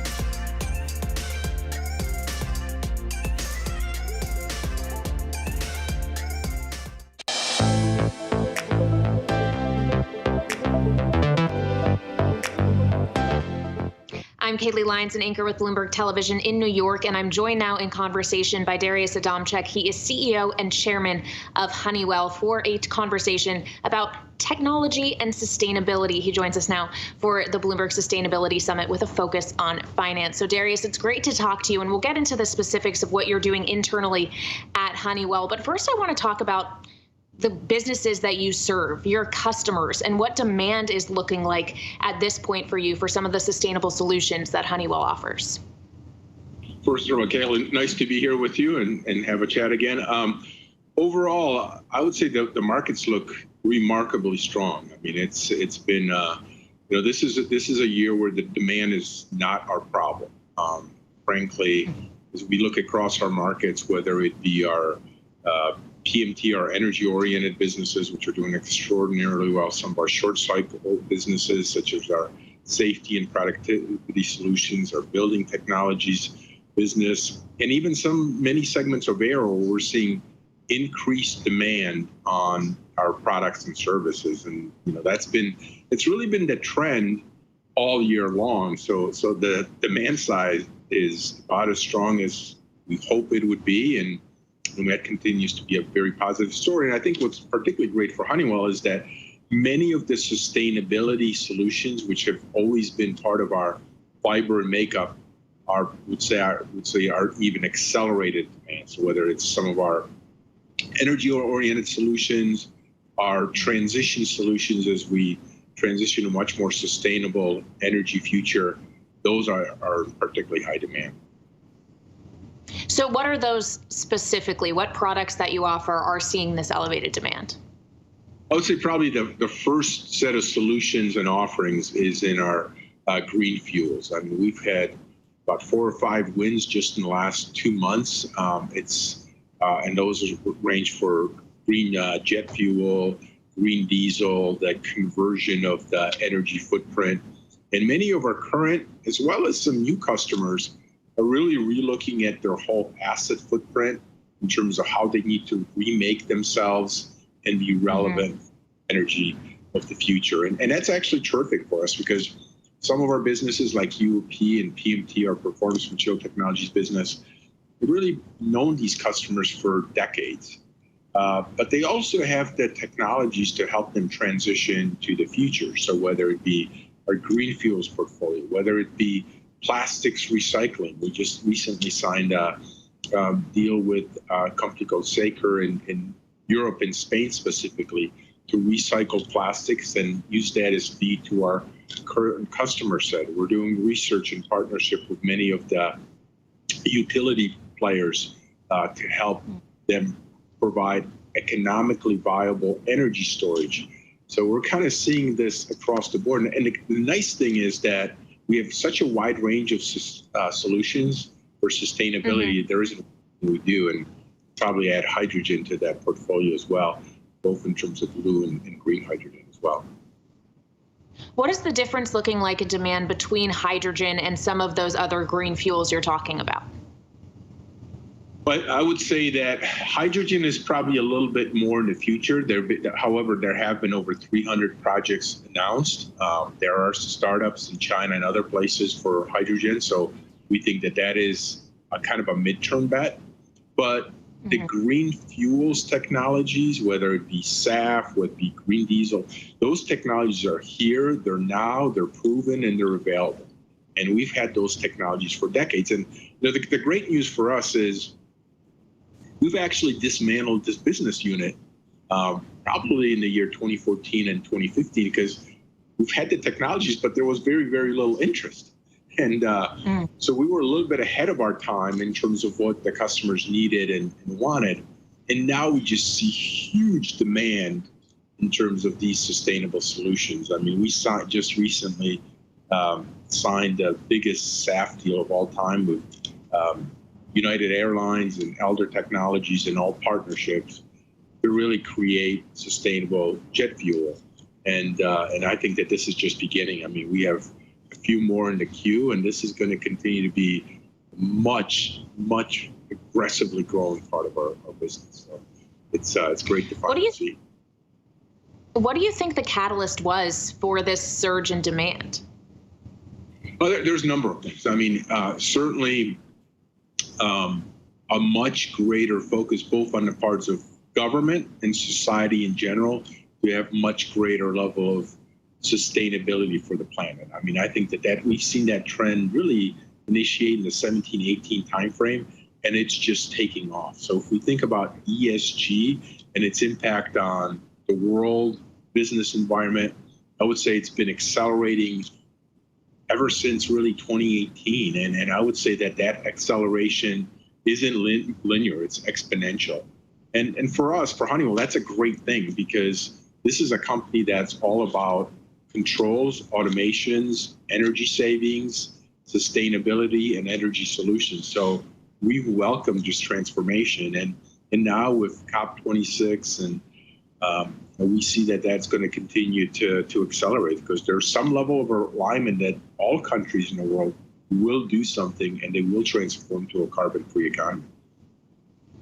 Yeah, obviously it's a massive effort to solve what is a massive problem. Do you find that you have adequate solutions for it at this time, or are there things that your customers would like to see in an effort to meet whatever green goals they have set, whether it's carbon neutrality, you name it? Are the solutions there? Well, the good news for us is that most of the solutions we actually have today, there are a few that we're working on. I'll point out a couple of very specific examples. I talked about green fuels. Those solutions are there. We co-invented or invented many of these green fuel solutions a couple of decades ago. So they're actually, we've enhanced them and upgraded them since then. But, we were one of the real innovators in this area. So those solutions are there. Things like carbon capture, things like, hydrogen. I mean, we've created a hydrogen and refining environment called gray hydrogen for a very, very long time. Now we're doing it a little bit differently through the use of gas and converting that to hydrogen and then capturing the carbon, which is really all about blue hydrogen. Those solutions we have, they're available. They're here today. They're there. Carbon capture, Wabash Valley, another project that we recently signed, the biggest North America carbon capture project, where we have those technologies available. So in majority, and then plastics recycling, which I gave her an example for earlier. So many of these technologies are there. There's a couple that we're still doing research on. Fuel cell battery. That's one is more in the R&D phase of things, and we have a couple of customer partners that we're iterating with. But that's really going to unlock the potential for using solar, wind energy, and having long-term energy storage at a viable economic price point. So that technology is still in development. But for the most part, most of these sustainable technologies are out there, and we know how to do this. Yeah. Well, Darius, as we know, it's not just about the existence of the technology, it's about the ability to scale it. Is scalability up to par at this point? Can you get enough of this technology out there for it to start making a substantial difference? Well, the good news is that, as I said, the takeoff seems to be exponential, and it's particularly see it on green fuels. We see it in plastics recycling. So we're very encouraged as we head into 22 and 23, both by the business we've already captured, as well as the pipeline of new business that we have. And we're growing, we're scaling up, we're expanding, and like I said, demand. I don't think demand is going to be our issue here for the next few years. Probably going to be more scaling of the issue. So probably like many other companies, we're kind of battling some of the supply chain challenges, some of the people hiring challenges, but we're managing through that, and I'm confident we're going to figure out a way how to meet the demand that's in front of us. I'll come back to those supply chain challenges in a minute, but anything that's scarce or when demand is really high, a lot of times that means the price goes up. Do you find that the more sustainable option is often the more expensive option for your customers? Sometimes it is, sometimes it isn't. But the good news is many of the global governments understand that when you try to catalyze something new and different and sustainable forms of energy, there is going to have to be some level of government interjection, whether it's in tax breaks or incentives or whatever that may be. And I think the good news is the global governments understand that. I mean, you can't scale something without being able to catalyze it. Now, some of these technologies have economics which are already compelling. Others will probably need a little bit of a boost. But the good news is, I think with the proper level of government stimulus, we're going to get to these new technologies. So I think depending on the technology, some of them are at economic viability, others still have a little bit of a ways to go. So that's on the cost side for your customers. What about on the side of spending at Honeywell? I know about 50% of your R&D goes toward ESG-oriented products and solutions. Do you foresee that share growing in the years ahead as you say, you are seeing this heightened demand?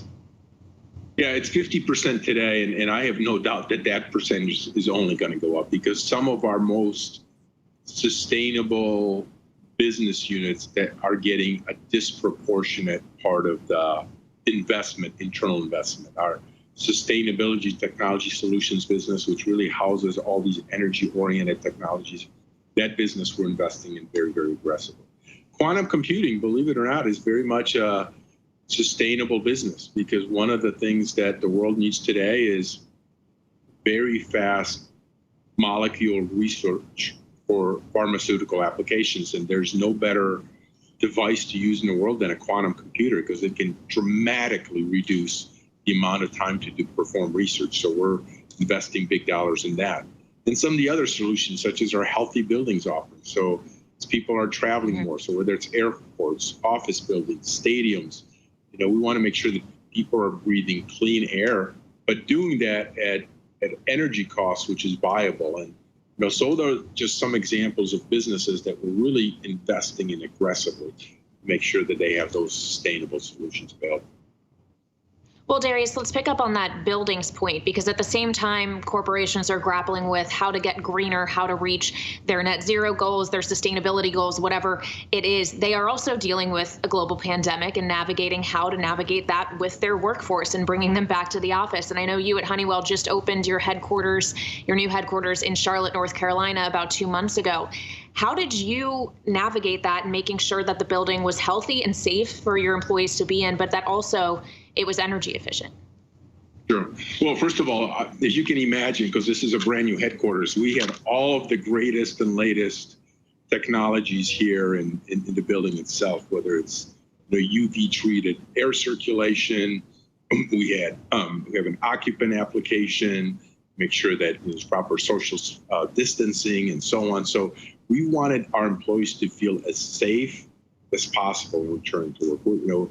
It is something that I think is going to be very, very relevant for employees, and we deployed all of our range of technologies. We also employed all of our controls technologies to optimize HVAC, lighting, boilers, all these items which consume a tremendous amount of energy, really optimizing them around the organization. We also put in a very visible building control center, which gives you in real time visibility to not just your energy consumption, your occupancy, your social distancing, level of usage of the space to optimize that, drive lighting controls, all of that is integrated in one place. So, frankly, our employees were thrilled to return to the workplace because they saw a place that's very contemporary, very safe. We wanted to see their colleagues again. And I think that there's been a lot of energy to actually be in the workplace again, and I think that that's been a very, very positive thing for us. And frankly, people are starting to become a bit tired of just working from home. They want some level of personal, I'd call 3D interaction rather than 2D interaction with others. So it's actually been pretty well received. Yeah, I think a lot of us have Zoom fatigue, Darius, but you mentioned there that you had the luxury of starting from scratch. You were building a brand new building. For companies with existing buildings, how easy is it to make them healthier, to make the air cleaner, and also to make them more energy efficient in a pre-existing building that may be older? Yeah, and by the way, that is, I would say 80% or 90% of the work that we're doing right now is in existing businesses. And whether it has Honeywell building controls or that of others, it doesn't really matter to us. We have solutions which are ubiquitous, and they operate on Honeywell building controls of that or any others. And right now, 80 to 90% of the work we're doing is really retrofitting. So that's sort of the more standard work. And whether we talk about educational facilities, whether we talk about airports, office buildings, I said most of the work that the products and services are really meant to be retrofitted into existing buildings. And so you found, whether it's through these upgrades, investing in other technology, that companies are willing to deploy capital to do this. The CapEx is there. The Not CapEx just in terms is of there. buildings, but generally. Sure. I think everybody has the same desire, which is whether they're your customers or your employees, you want to keep them safe. You want to create an environment which is safe for them. I mean, there is COVID hesitancy, and that's completely understandable. And the more that CEOs, that airport CEOs, that stadium owners can do, really welcome back in crowds in a safe environment, whether it's through their own funding or in some instances there's stimulus funding available for educational facilities, they're investing in this. And I think that that's admirable, because if we're ever going to return to normal, we have to provide a path which is kind of thoughtful and planned. And have to understand that people will have hesitancy in anything and everything we can do to minimize that hesitancy. And that's what we need to do. Well, you mentioned the return to normal there, Darius. Something else that the return to normal, or at least the recovery in demand, has brought are those supply chain challenges that you were talking about earlier. And I know on your earnings call last week, you addressed them, saying that you do expect it will have an impact early in 2022, that you're increasing prices in order to offset some of those higher input costs on the supply side. But when you think about your supply chain and navigating it through these kind of uncharted waters, given the shock that we're in right now, do you see ways in which you can make it more sustainable as you move forward? Yeah. Well, some of the supply chain challenges are real. The inflation challenges are real. Obviously, we're trying to get ahead of all those. We saw that in Q3. We're obviously seeing it in Q4, but we're managing it. We knew that was here, and that we knew it was planned. But I think the way to make it a bit more sustainable and less risky for us to operate is actually very consistent with the way Honeywell has operated for many years, which is we believe serving from a local for local perspective. So let's say the North America market is served predominantly from North America. The China marketplace is served predominantly from China. I think when you start sort of shipping across oceans and so on, and not only is that less sustainable, but it also adds risk to your operating rhythm. And frankly, we've had a strategy that, if anything, we reinforce to be much more local for local. So although we are facing challenges and we're not immune, probably facing less challenges than most. I think in some areas like semiconductors and so on, that there's just a mismatch between current capacity and demand. And then we'll just take some time to work itself out. There's probably no magical solutions to change that. But I do think a more of a local for local approach from a supply chain manufacturing perspective has been very helpful to us. And that would make the supply chain greener as well? Right, because if we think about just the distances, whether it's travel over oceans or air freight, and the energy required to move goods, the shorter distances you have to travel, the less freight you need to use. Obviously, the less carbon you have to burn to get there. So I think anytime you can have a very closely knit supply chain in proximity, it actually very much helps in terms of generation of the carbon footprint, reduction of the generation. Well, and of course, by nature of the supply chain, Honeywell has suppliers which supply your company with goods. Do you feel like you have transparency on the carbon footprint of your suppliers? I know internally at Honeywell, you probably have a pretty good grip on what the footprint looks like of your company, but does that trickle down the chain? Well, that is something that we're looking that is something that we're incorporating much more in terms of the selection of our suppliers, which is we're looking at their sustainability strategy. What are they doing to become to have a lesser carbon footprint. What is their strategy? That is part of the selection criteria that we're using much more and more as we pick our suppliers. I mean, one of the things that we're very proud of at Honeywell is that we've reduced our carbon footprint in the last 15 years by over 90%. So I think we have a lot of credibility when it comes to saying we're going to be carbon neutral by 2035, because it isn't something new. It isn't something that we're inventing because it's a fad. We're doing it because we have a track record of actually doing it for a decade and a half.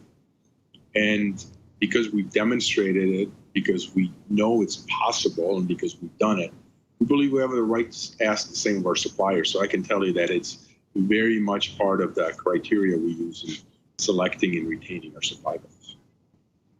Do you have that same or a similar kind of criteria for your customers on the other end? We do, and the good news is that our customers are aligned with us. I mean, it's probably a little bit easier on the customers because we serve a lot of tier one, blue chip customers, and the good news is this is not a new revelation to them. They're very much on the sustainability path. I mean, we talked about some very specific things we're doing with our customer base around green energy and so on. So it actually, the good news is for us, it's not as if though we have to spend a lot of time and effort to convince them. They're already there. And if anything, they're pushing us to bring them solutions faster and newer solutions where they have gaps, like the batteries that we talked about before. So we're very much aligned with that of our customers, but I can tell you the good news that they're very much already there. And finally, Darius, last question, given that there is a financial focus at this Bloomberg Sustainability Summit, would you ever consider issuing green bonds? It's frankly not a subject that we've, talked about, but it's probably, would I ever consider it? Of course. I think, we are a company that's open to considering anything. And if it's something that's both helps the world become much more sustainable, renewable, as well as makes financial sense for us, we would certainly consider it. We're not a company that's not well funded, and we have an extraordinarily strong balance sheet. So I wouldn't say it's a immediate need for us. But if it in some ways kind of helps the world be much more sustainable, that's certainly a consideration. All right, Darius Adamczyk, CEO and Chairman of Honeywell, thank you so much for your time. Thank you.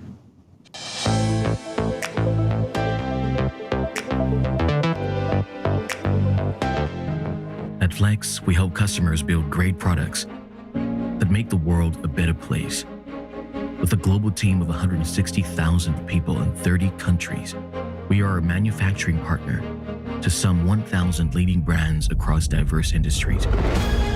We're proud to bring our customers' products to life through our sustainable operations and expertise in advanced manufacturing built over 50 years of experience.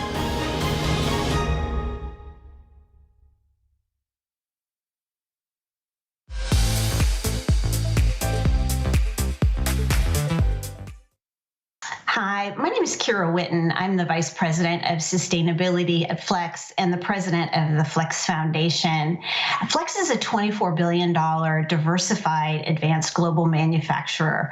We make everything from home appliances to data centers to autonomous vehicle modules and everything in between that you can think of. And today I'm really excited to have a conversation with David Gessler, our Vice President of Procurement, Commodity Management, and Supplier Quality, Compliance, and Sustainability for Flex. So as part of David's role, he has oversight of working with our suppliers to ensure that they are supporting our sustainability goals, as well as trying to drive a more accelerated set of goals for sustainability across a wide range of topics. So what we want to talk about today is just how do we manage these partnerships, and what does it look like, and how do we get there faster, whether it's through organizations like the Science Based Targets Initiative or the CDP. We're going to talk about how we can leverage these functions to help us achieve our sustainability agenda. So with that, David, I'm going to start with the first question. So how should companies rethink their supply chains and their partnerships through the lens of sustainability? First, Kira, thank you very much for the opportunity to have a conversation with you today. Over the time of the global pandemic in the supply chain world, we, of course, have been working on supply continuity and shortages and dealing with all those issues. But let's talk about sustainability. It's also been very important over the last 2 years to keep that focus on sustainability. And let me boil this down into 3 really reasons is, when you're chasing sustainability and emission-based, getting out of the silo-based approach and looking at the entire value chain is important. You can make progress individually, but you can make substantial more progress if you're looking at this across the supply chain. The second is deepening those partnerships with the supply chain, which has added benefit. And the third is reputational. So a few additional comments on these. We spent a lot of time looking internally, as you know, Kira, but we've recently started over the past year or two really going both to our suppliers and our customers, and we think we can make much better progress if we look at the entire value chain. And what we found is working with our key partners and suppliers is we're developing deeper partnerships, and we do hope that that leads to stickiness in those relationships and ultimately continuity of supply.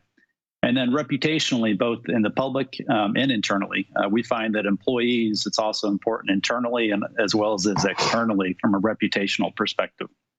So I'd like to come back, Kira, and maybe ask you, you're a little bit more involved than I am in the customer side of it. I'm heavily involved in the supplier side, and I see a little bit of what the customers are doing, but maybe you can comment of what Flex is doing on the customer side as we look at the entire value chain.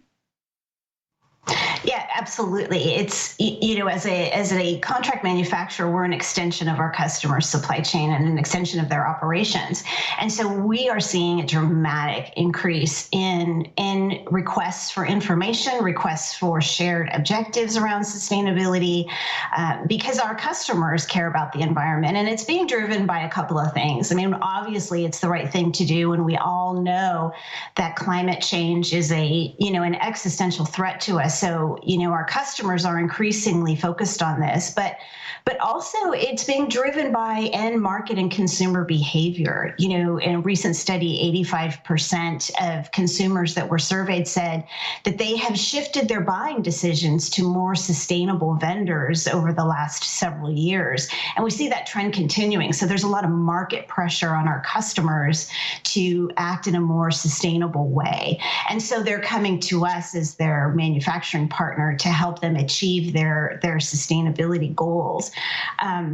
But the other piece of this is we think about our long-term strategy at Flex is, our ambition to be that most trusted manufacturing partner. So part of our vision and how we want to grow is by working with companies that share our vision, share our values, and want to work towards a more sustainable future. So part of our just business strategy and where we're growing, we're naturally working with companies that are have an interest in sustainability. So we're seeing a lot more partnership just from the nature of who our customers are. And what I would say is that the other piece, though, in terms of a challenge, if you will, is Scope 3 emissions. So if we think about greenhouse gas emissions in, Scope 1 and 2 are what's within our control, what we use and what we purchase. But Scope 3 is where this gets really interesting and, quite frankly, pretty challenging. Scope 3 is our indirect emissions. And so we are a contributor to our customers' Scope 3 emissions. So how do we partner with them to quantify what those emissions are? And how do we work together through whether it's design for reuse, whether it's our circular economy solutions to help reduce those Scope 3 emissions by recycling, refurbishing, as well as logistics and on all the things that you can think about that are indirectly contributing to greenhouse gas emissions. We're trying to work with our customers to help deliver solutions for them on this. But what I would say is that every customer that we talk to is in a different place in their journey. And so it's important for us to really listen and understand where our customers are in their journey and where they want to go. And then hopefully we can, provide them with information and best practices to help them get there faster. So, in terms of that value chain and that supply chain idea, there's a lot of knowledge sharing that we're doing with our customers. But I know as you're working through the supply chain and getting our suppliers to understand our objectives and how they contribute, how do you even go about starting a conversation with the supply chain around sustainability? How do you get our suppliers to buy in and understand and see value in what we're trying to do? That's a great question. I think it starts internally to ask the question why, and you mentioned some of them. I think it's the right thing to do. I think there's a financial reason. We can see what investors are doing. There's a reputational thing that we touched on briefly. So I think it's pretty easy to answer the question why. So then you start with education internally. And then you go from an education, you got to develop the right partnerships. We're using CDP. We've developed our own measurement criteria. We're adapting those so that our suppliers can use them also. So the partnership piece is key. And then a lot of it's communication. And when we started our program, we knew that it was going to be difficult. With 15,000 suppliers, where do you start? And to be successful, you have to have some standardization. So working with third-party partners like CDP helps. We made investments. We brought people in to interface with suppliers. We communicate with suppliers, and we're making investments in talking to suppliers. We've done over 60 one-on-one educational meetings. We're providing supplier seminars. And the last one I think is the most important is setting reasonable goals. We've chosen to get 100% of our preferred suppliers to have reduction targets by 2030. And we're actually ahead of schedule, which is great. And I think we're ahead of schedule because we took some time to plan and we took time to educate. And some of the first input we got back from our suppliers was not great because they didn't understand. But what we found is after you educate, after you provide material, after you show them that you're willing to be a partner, then they come on board. And the only way we're going to make a difference is together. So that's the approach we took, and that's how we started. That's fantastic, and it's great that we're off to a strong start. We spent most of the conversation talking about the E in ESG, but I want to touch on the social portion for a second because equally as important to the environment is, as a manufacturer, we are a company of people, 165,000 employees, and our suppliers are an extension of that. So, how are you looking at the social side of our suppliers and whether that's labor practices, diversity, equity, and inclusion? What are you seeing in the supply chain right now from a social aspect of sustainability, and how are you looking at that? Very similar to the environmental aspect, right? So in the news media and everywhere else, you see it's a much heightened awareness, faster awareness, more in the media. Suppliers are more concerned about it. So it's partnering with, again, third parties like the Responsible Business Alliance, RBA, utilizing third-party standards and making sure that you're working within the supply chain, the value chain, up and down from suppliers and customers to reach towards those common goals. So we see a very similar model how we approach everything from diversity to equity in the supply chain. That's really great. Well, as you can see at Flex, we have a very broad definition of sustainability, and we're working on things across a number of fronts, across the E, the S, and as well as governance and transparency that we're very committed to. So, thank you, David, for sharing some of your insights and how we're approaching this through our value chain. And thank you to Bloomberg for hosting us and letting us have a few minutes to share a bit more about our sustainability program at Flex. So thank you very much. Thank you, Kara.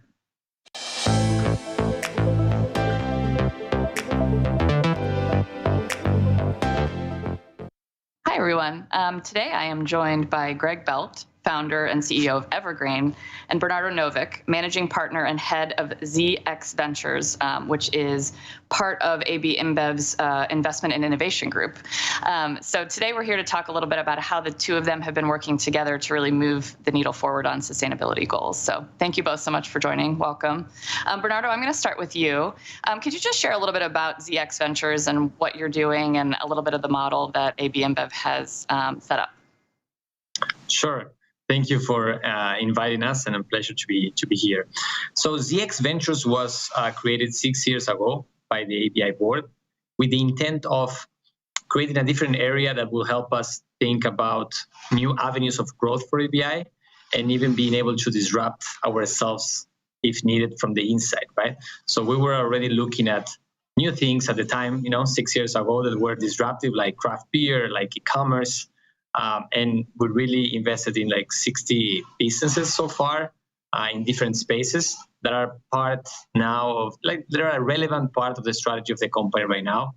We can say we reached around $1 billion in net revenue last year, and we're going to keep growing and keep thinking about, what's next for the company. Great. And could you share just a little bit more about what are the types of businesses that you have focused on at ZX? Yes, sure. So we have businesses in technology. We invested, for example, in Zé Delivery. That is a business that we actually created from scratch in Brazil that delivers cold beer at supermarket prices in 30 minutes at every consumer's house. We invested in also e-commerce businesses in Europe, like Beer Hawk. We invested in businesses on the biotechnology space. That is a new space that we are now considering, like Evergreen, like we have Great Gear and BioBrew. We invested in beverages companies like, Cutwater here in the US or Ghost Beverages. I think those are some examples of the type of businesses that we have been invested in the last 5-6 years. Great. And Greg, can you then, this is a great segue to talk a little bit about Evergreen and what you're doing there. Yeah, absolutely. So Evergreen is a sustainable ingredients company. And perhaps what makes us a little bit different is that we capture nutrients that are unused in the beer process or the beer brewing process. So what kind of happens is barley goes into a brewery, the brewers remove the starch, and then what's left over is a great source of protein and fiber, and we call it the golden remainder. And we transform those nutrients into ingredients that go into plant-based products, like dairy alternative products, like plant-based milk, as well as meat alternative products. And so, yeah, Evergreen is, has formally existed for about 2 years, but it's been a part of a long R&D effort and a long journey that includes work when I was head of sustainability at AB InBev. Great. So how did this come about? How did Evergreen start? Yeah, so Evergreen started really just with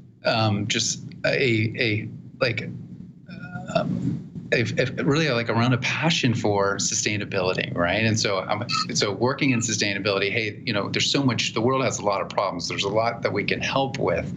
And when we looked at this great source of nutrition, we felt like we could do a lot more with it. And we started with a collaboration at the University of Cork in Ireland and to solve some of those technical challenges. It took several years, but we were able to kind of work through that. And then we've been working with other partners as well to really take that nutrition and what's really underutilized today is transform that into ingredients that make plant-based products better, right? That make them healthier, better tasting, and more sustainable. So tell me a little bit about how you work together. What is this partnership like? Greg, maybe we'll go back to you and just start. Like, how has working with ZX Ventures helped Evergreen to get to the place that you are today? Yeah, so working with ZX, working with Bernardo and his team is fantastic. I think the first thing is we share a lot of the same values. So the investment thesis behind ZX includes sustainability, and is at the core of their investment thesis. And I think that's in everything that we do in Evergreen, all our products are driven around making the planet better, right? And you have to have those shared values, and we have that with ZX. And then ZX helps us with like a platform of capabilities, right? So when you're a startup, you don't have the perfect capabilities across every function of the business, whether it be like legal or whether it be like marketing or digital insights and things like that. And ZX provides us with a lot of additional support when we need it in those types of areas. Yeah, and then finally, they're well resourced. I think as a startup, you need to have a fund or an investor that can grow with you, and as you scale, and ZX certainly has that as well. Amazing. Bernardo, anything to add there? I think, it's a well-known challenge, how to innovate inside a big company. We have been working a lot and try to make it easier for talent like Greg and ideas like Evergreen to really come up from this idea stage to a big business like it is today with like huge investments.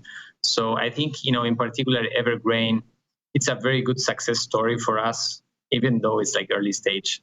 It's a good example of how, businesses in sustainability doesn't have to be either or, right? It's a combination. It's like both a good idea that can be very profitable and then help, the company in terms of growth and of course, profitability and society at the same time. And it's something that, it's very engaging for all of us that we're excited about, supporting and helping this idea come to reality. And how at ZX, how is investing in these types of startups helping AB InBev to meet their sustainability goals and targets that they've set? Yes, so when we benchmark and we compare to other, let's say, corporate venture capital or innovation arms, right? We are in that group what we call them more like a strategic investor. So we, of course, want to invest in things that are like financially attractive always, but we have a strategic angle, right? So we want to accelerate and the transformation of the company, helping towards strengthen that company strategy, right? So we always are looking at about businesses that are not only like meaningful in terms of results, but they can leverage our assets and capabilities. And we have like, we reach, 2 billion consumers, million of, retailers around the world. We have an amazing logistics and supply footprint and farmers that, we work with. So if we can leverage those assets and we can strengthen our strategy, that's kind of the sweet spot for us, right? And, of course, if it's connected to some of the trends, like any venture capital, it will, and we have great founders and we have a great consumer problem we're solving. We're also always looking at those things. But I would say like maybe the big difference is like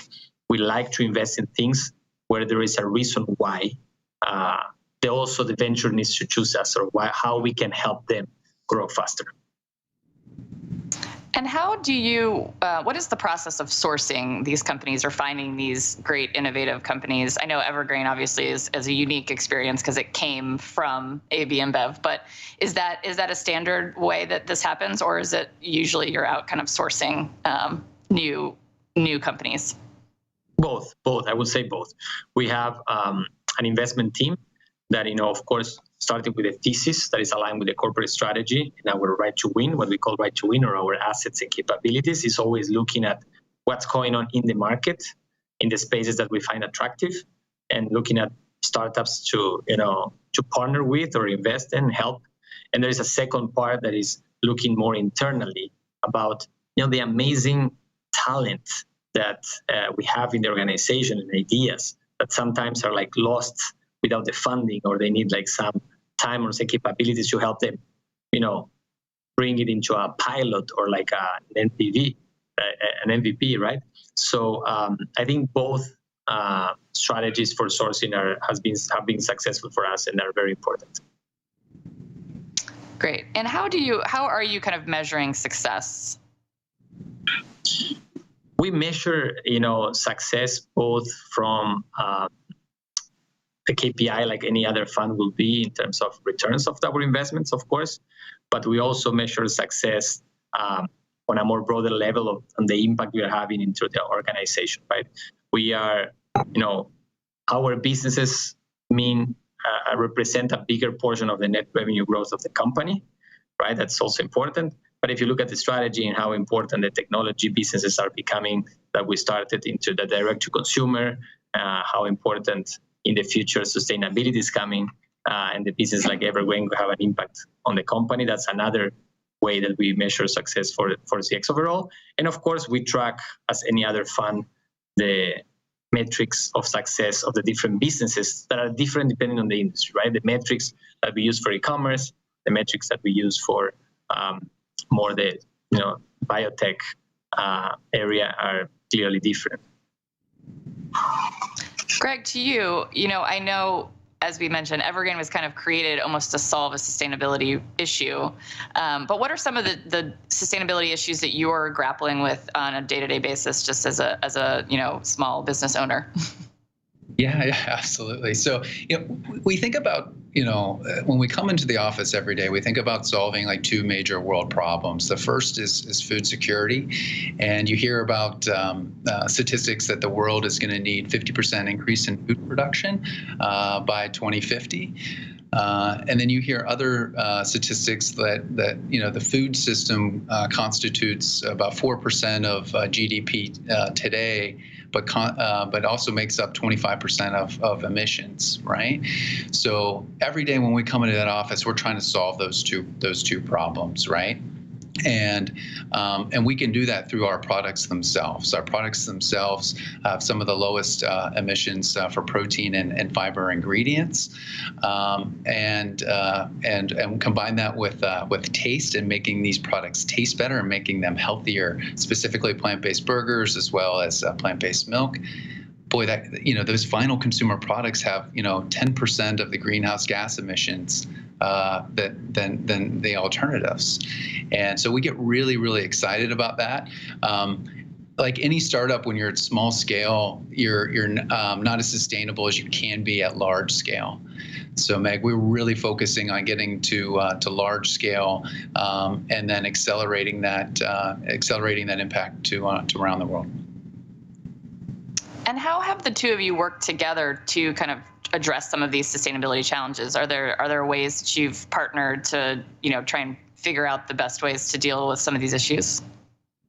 Yeah, absolutely. So, we leverage Bernardo and his team quite a bit for what are the latest technologies that are coming like in the pipeline. We look at like the technologies that apply in ag or in biotech, and Bernardo's team on the front edge of that technology curve, and they're seeing a lot of different businesses. We see an opportunity to collaborate with other portfolio companies within ZX, but then also outside of that network. Yeah, and we look at that's a question maybe for. Go ahead, Bernardo. Yeah. No. I was just going to say for you, I would like to know. Yeah, go ahead. Sorry. No, I was going also. Sorry to that there are some businesses that are what we say around Evergreen scope, and there are some that we find ideas that we can source in a different way, maybe work and partner with another company, or even start a different project. Because at this stage, usually for startups, right, focus is very important, and we have a very well-defined scope that we need to prove the KPIs, right? And I think of course, Greg and the team has been really focused on solving the problem that they are solving at this time, right? So it's always a conversation, back and forth conversation. And that raised a question that I was thinking of, which is, how much do you kind of leverage this network that exists within the different companies that you are investing in to almost source kind of working together best practices for some of these companies? I will say that it's very important what we call the ZX ecosystem, but it's maybe divided into different areas. Mainly if you summarize the tech, beverage, and biotech, right? So within the tech ecosystem, we have a lot of learnings from the European e-stores that we can apply for Latin America, and like some of the trends in COVID were really common across the board. On the biotech space, I think both Evergreen and BioBrew and some other smaller startups that we have this knowledge, and some people participate in different boards, and we collaborate with each other. And in beverage, it's more like a community, of course, of founders and sharing experiences and best practices, depending on the stage. But it's always something that we try to incentivize because it's an added benefit that ZX provides to our partner companies. Great. And Greg, if there are other founders out there that are thinking about how they can, start their own company, that they want a sustainable company, and then they want to figure out how to fund that, like what recommendations or suggestions would you give to them? Yeah, absolutely. I would find somebody like Bernardo. I would find somebody like a fund like ZX. Find somebody that shares your values, that shares the focus on sustainability, because if they don't, then they're going to drive your business in a place that you don't want to take it, right? So I think that's number one. And then number two, also find a patient investor. It takes a long time, right? And I mentioned, Meg, that we've been working and building Evergreen for years, right?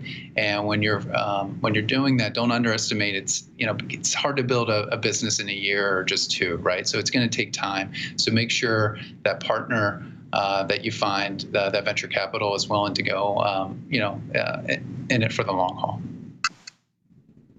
Great. Bernardo, any advice you'd like to give? Yes, sure. I think it's always important. We have a phrase that we use a lot, like, fall in love with the problem and not with the solution. It's not haven't invented that, but I think it's very important for founders that really, we're here all to try to solve a problem that the world has in sustainability, right? And then, how to solve it can change. And whenever you start something, you can pivot and you will find something around, but really always focus on the problem we are solving to consumers and to the world, rather than the solution that you thought at the beginning was the right one. And in that journey, things will happen and we'll have changes. And building on Greg's point, I think patience is key, right? So keep focusing on the objective and be patient, because these things take time. But don't give up and keep pushing, because it's worthwhile and results come at the end. Absolutely. Moving to one last question on kind of looking ahead. We've just had COP26 and a lot happened there, and now we're kind of moving into 2022. Greg, maybe start with you. What are some of the things you're really focused on, moving into the next year? What are your biggest priorities going to be and moving and kind of growing Evergreen? Yeah, absolutely. So we're reaching like another level of scale within our business. And so many of our ingredients will be hitting the grocery stores or in restaurants in 22. So we're super excited about that. So look for better tasting plant-based milks, look for better tasting meat alternatives. And then from there, it's scaling internationally as well and making a bigger impact globally. Great. Bernardo?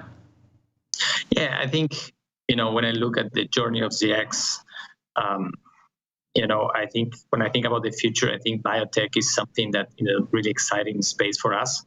I think an unprecedented and necessary transformation in food is underway. And ABI has a very important and key role to play. I know it's a different one, but we found out that we have the right capabilities and a right to play in the space, because of our fermentation knowledge, because of our raw materials, because of how close we are to communities. We are like a global companies, but like really based on like local communities. And it's a very exciting space that we want to, learn more, invest more, partner more with people to really make a difference. Amazing. Well, thank you both so much for your time. This was great. I love to see these types of innovations happening in sustainability. So really looking forward to seeing what comes next. Thanks so much. Thank you. Thank you very much.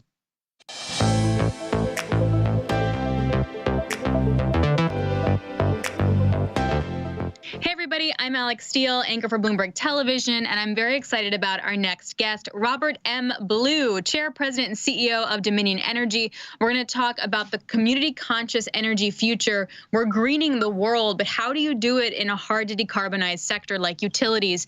Bob, it's great to be here with you. Thank you so much for joining. Thanks for having me, Alex. I look forward to the conversation. So I think it's valuable to just kind of start off of where was this industry 10 to 15 years ago, and then kind of where are we right now? And I think that that'll be a good basis to kind of dissect what's going on in Dominion. Yeah, I think that that's a great way to think about it. You know, I started working at Dominion 16 years ago in 2005. And my first year, that year, we generated 50% of our electricity that year from coal. Fast forward to last year, we generated 10% of our electricity from coal. What we have done during that time period is shift more to natural gas. Throughout that time period, we continued to generate, roughly 35% of our electricity from nuclear, emissions-free, carbon-free, natural gas, fewer emissions than coal, but still has some CO2 emissions. So cleaner burning than coal, not as clean as nuclear. And what I would expect going forward is we'll probably start to supplement in a lot more renewables than we have so far. And by 2035, we will essentially be generating no electricity from coal at our company. Our gas contribution will be smaller and our renewable contribution will be substantially greater. So let's unpack a couple of those. So let's just go with natural gas for a second. I've been covering the energy space for a long time, and I feel like for a while, natural gas was the much loved bridge fuel between oil and solar and wind. And then it became a dirty word, as in like, it's still really dirty, it's not clean enough, it got kind of smushed over with oil. And then now it's starting to come back to that bridge fuel scenario. How do you think it's evolved? Yeah, never dirty at our company. Because I think it's really important for people to understand that it is natural gas that is allowing us to add the renewables that we are. The fact is, the wind doesn't always blow and the sun doesn't always shine. And sometimes we go for extended periods of time where the wind doesn't blow and the sun doesn't shine. And natural gas is what allows us to continue to operate the electric grid in those environments. So it gives me comfort as the leader of an energy company that as we add renewables, which we should absolutely be doing, and we have a very aggressive plan to do that, that we'll have natural gas there to make sure that we can continue to operate our grid reliably. And we're also, by the way, a natural gas distribution company. Our customers want natural gas. They want to use it for heating their homes. They want to use it for cooking. So we think about ways that we can green our natural gas business as well. But fundamentally, natural gas is going to be essential for us to continue to operate the grid. And then if you step back and just look at our energy picture more broadly, having both an electric grid and a gas grid provides us a substantial amount of resilience, which we all know is incredibly important. We need to keep the heat on when it's cold, and we need to keep the lights on as well. Do you feel like that message is getting out there in terms of shareholders, governments, pipeline approvals? Like, do you think that the world is recognizing that scenario you just laid out? Well, I think policymakers understand that this transition, as we think about it, to a greener energy needs to be done in an orderly way that doesn't sacrifice reliability. Our customers want their lights on and their gas flowing 100% of the time. That is job one for us, has been for the entirety of our existence, and will continue to be job one for us. Our customers want their energy to be affordable, and increasingly they want it to be green. So as we think about this, what we tell policymakers, and I think they understand, we want to get green as fast as we can, reliably and affordably. One more question on natural gas. So it seems like Dominion's considering a large new natural gas plant that would have a lifespan that exceeds your 2050 net zero goal. What would you say to someone who says, well, that doesn't mesh with your plans? Yeah, so you may be thinking about our South Carolina business. In Virginia, we've recently built within the last decade. We finished these several years ago, some very highly efficient combined cycle natural gas plants. And that's what I said gives me the comfort that we can add as many renewables as we want. In South Carolina, there may be the possibility for some additional natural gas there, but that's because we have an aging coal fleet in South Carolina, and it makes sense to shift to something that will allow us, again, to keep the lights on as we retire coal. I think fundamentally, this debate is about how quickly can you go, again, reliably and affordably. And what I would tell those who argue that we shouldn't be investing in natural gas at all, that we need to be able to maintain the reliability and affordability of our system. And we can actually go faster with renewables if we're using some natural gas. Now, over time, we're going to use it differently. No question about it. But we can't simply say we're done with it today because we don't have the technology at the moment to operate the grid without it. Which I think is a pivotal question in terms of who pays for it in the end. I know that Duke is starting to figure out how quickly they want to move. Do you have an idea of how much consumers will pay up to be greener?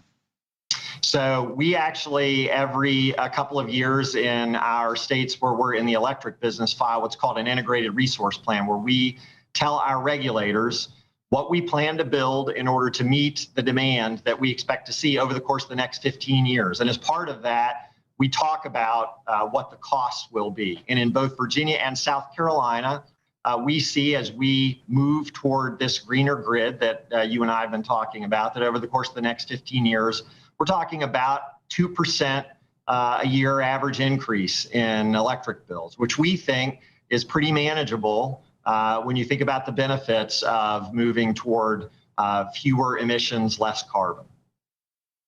So let's get to then the green stuff. Where Dominion is really staking a huge claim is wind, and a humongous offshore wind project. Should be about $10 billion, right? Can you tell me about the project, how it came about, how you're thinking about it? I can. And it is going to be the largest offshore wind farm in the United States.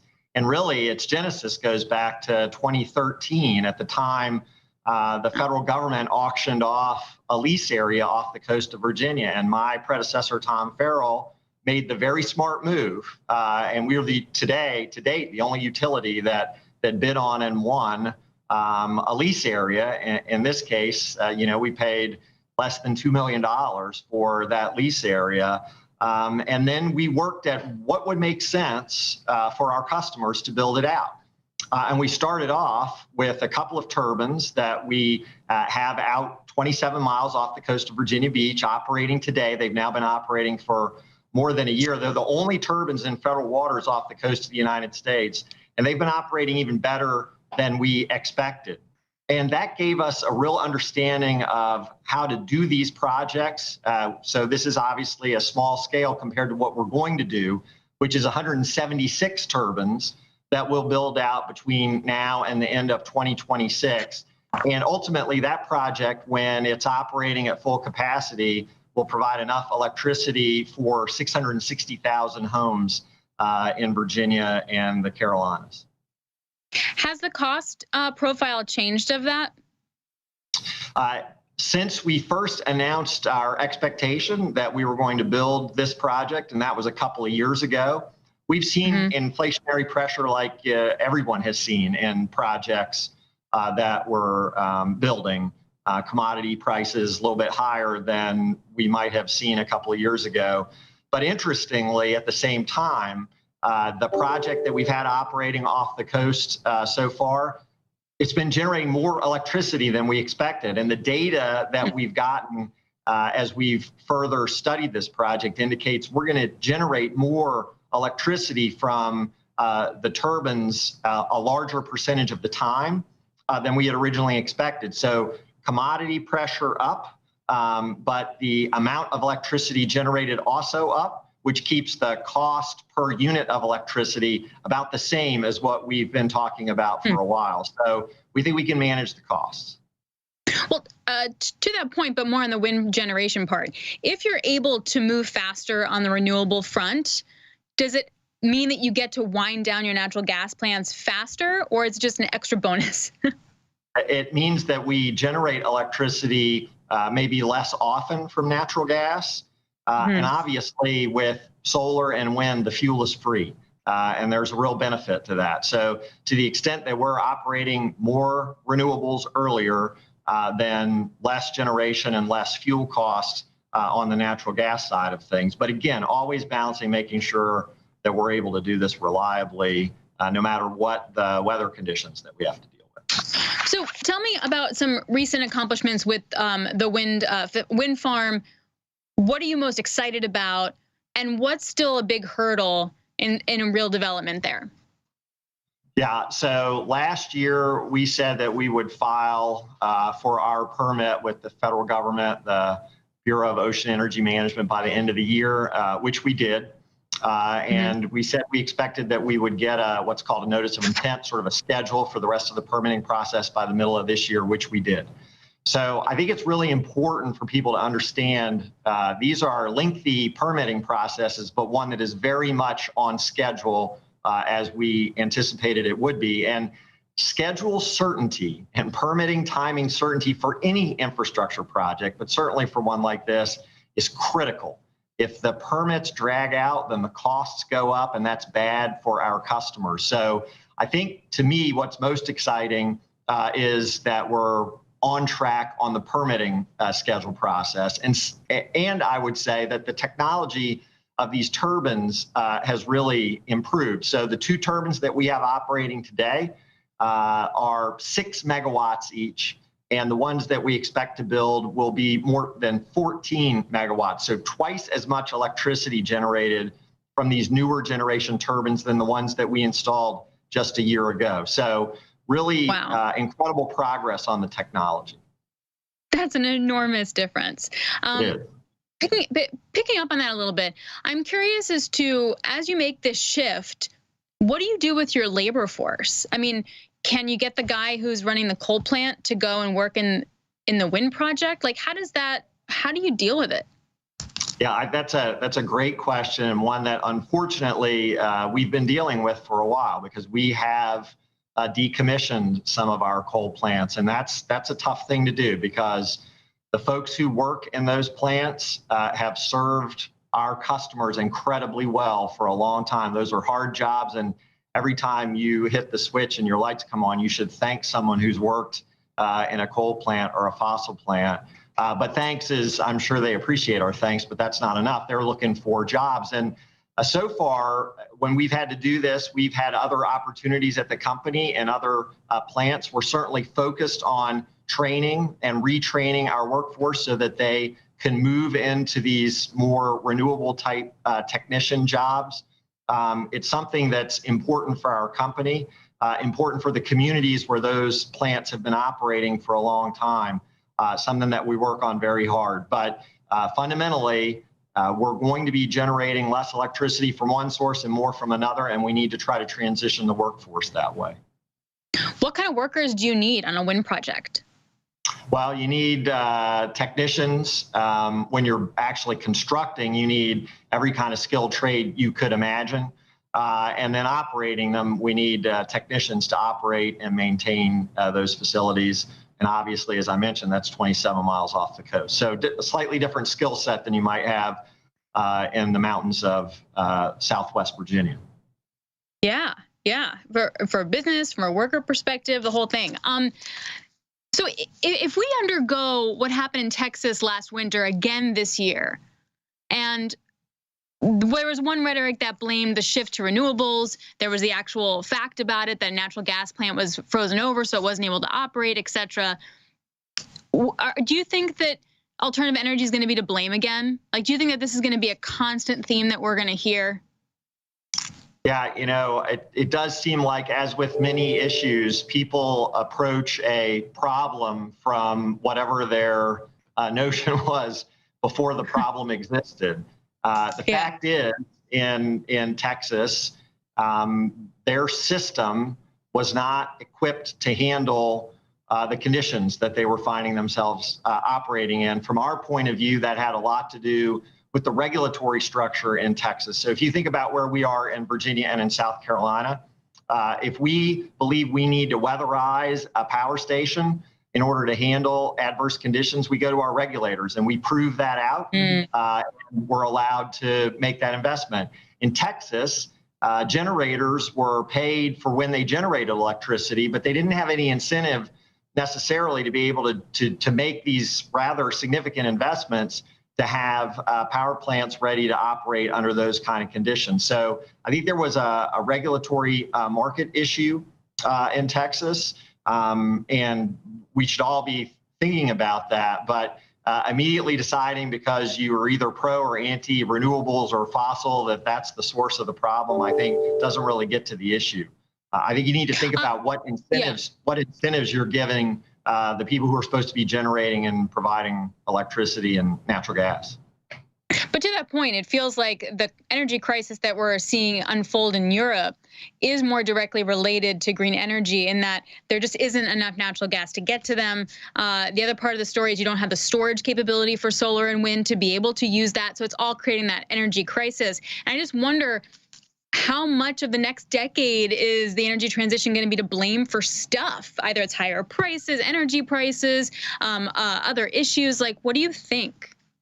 I think it's our responsibility in our industry to make sure that we do this transition in a way that maintains the reliability of our service. We have an obligation to serve. As I mentioned earlier, that's been the most important thing for us since we started. It's going to continue to be the most important thing. So what we're going to do at Dominion Energy Virginia, Dominion Energy South Carolina, and then in Utah and Ohio, where North Carolina, where we're a gas distribution company, is we're going to demonstrate to policymakers, to regulators, and to our customers the importance of the different sources that we use to provide them energy. And my view is as long as we maintain a diverse supply, we're going to be able to handle adverse conditions, all the while moving toward that goal of greening our fleet. We only have a few more minutes left, but I'd love to get your take on hydrogen. I feel like green hydrogen is all I'm hearing about right now, but in actuality, it's really hard and no one's really cracked the code yet. Where does green hydrogen specifically fit into your category and into your business? Yeah, so there are a couple places that we're thinking about it. As I mentioned, we're a gas distribution company, and we're actually undertaking pilots in a couple different states to blend hydrogen in with the methane that is the normal part of our gas distribution business. So that will obviously reduce emissions when people burn hydrogen, or a blend in this case of hydrogen. So would that be more blue? Is that more blue hydrogen? Right. So right now what we're doing is focusing less on the source of that hydrogen and focusing more on the effect, making sure that our system, that people's appliances can handle it. Then we need to turn to, how you get hydrogen, which is a pretty significant challenge. A lot of companies are working on that. Through electrolysis and electricity, you can create hydrogen. And if you do that using nuclear or renewables, then that's emissions free. That's a lot of capacity that we would need to develop. But I think maybe the best way to think about these issues is there may not be one single silver bullet. It might not be just hydrogen. It might also be renewable natural gas, like we're developing, taking methane from hog and dairy farms and capturing that instead of allowing it to go up into the atmosphere and using it as pipeline quality gas. There could be potentially a carbon capture and storage, additional nuclear through small modular reactors, which I think may have some promise sometime off in the future. So the way I think about it, at least, is this isn't, we're not looking for one silver bullet. We're looking for a lot of pieces that will fit together to allow us to continue this transition, again, reliably and affordably. And I asked you this question before, but I think it's worth asking again. This is the last question for you. Do you think that investors and consumers and people get that? Because that message is a lot harder to get across than all coal is bad, all natural gas is bad, only solar and wind are good. Oftentimes, the more nuanced and probably more correct messages are harder to get across. But I think our view is, and this is something that we frequently say at Dominion Energy, is actions speak louder. So rather than talking as much about it, we're going to demonstrate through our results that we can do this in a way that's good for customers and achieves the goals that we're looking for and society is looking for. Look, Bob, it was a real pleasure to talk to you. It's great to learn about where you are in this energy transition. Excited to see how this continues to play out. Thank you so much for being a part of this and being a part of a Bloomberg Sustainable Business Summit Focus on Finance. Thank you so much. Thank you, Alex.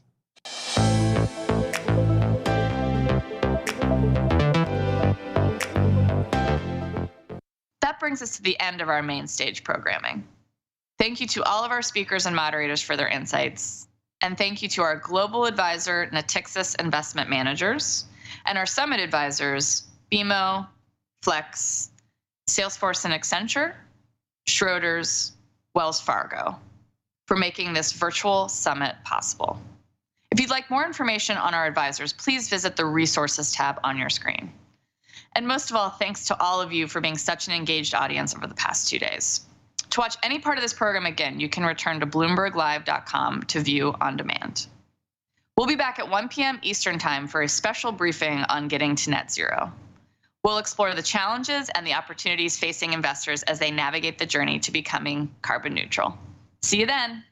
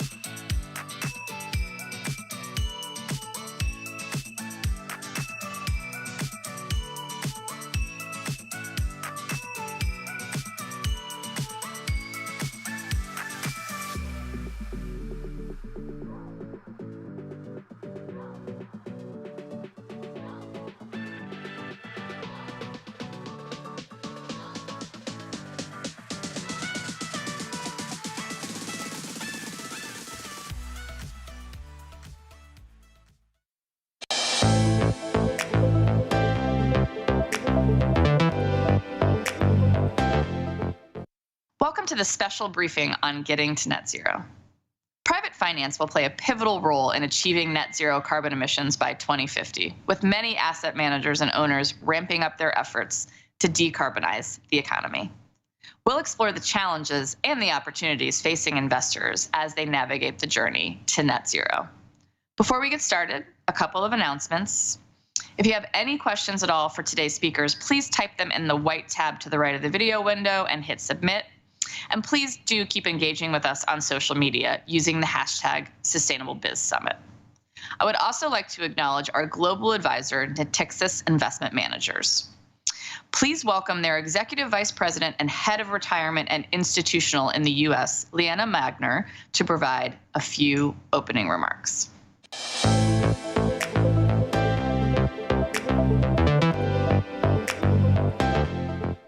There is no issue more pressing than climate change, and our industry is undergoing a massive transformation as the financial sector rethinks the way it operates to enable a carbon-neutral economy. Hello, I'm Liana Magner, Executive Vice President of Retirement and Institutional at Natixis Investment Managers.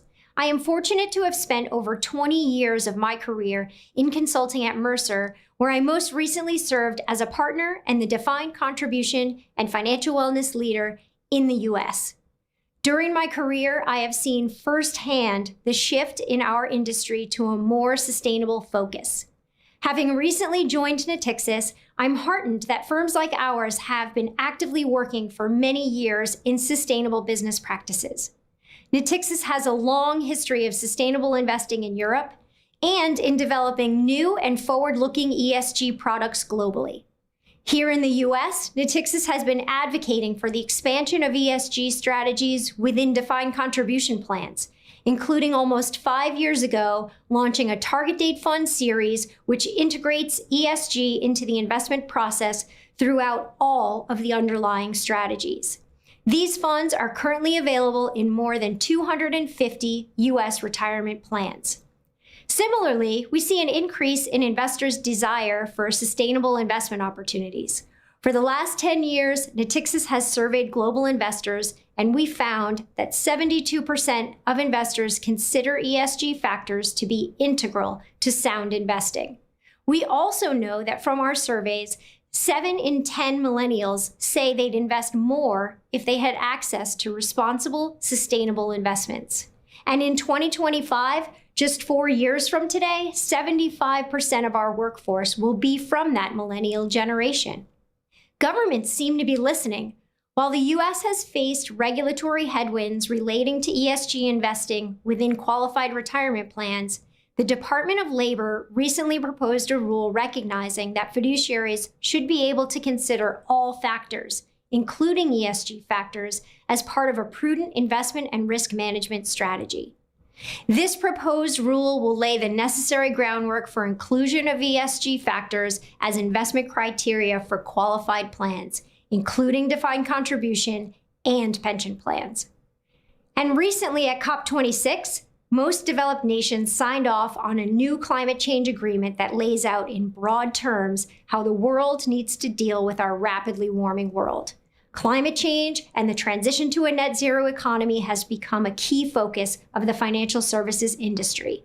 Events such as the Bloomberg Sustainable Business Summit bring together investors and leaders trying to tackle these weighty issues. Collaboration and coordination amongst stakeholders on a global level is essential, and we're grateful to partner with Bloomberg in offering these important conversations, which is why I'm pleased to introduce this next session featuring esteemed panelists discussing the critical topic of getting to net zero.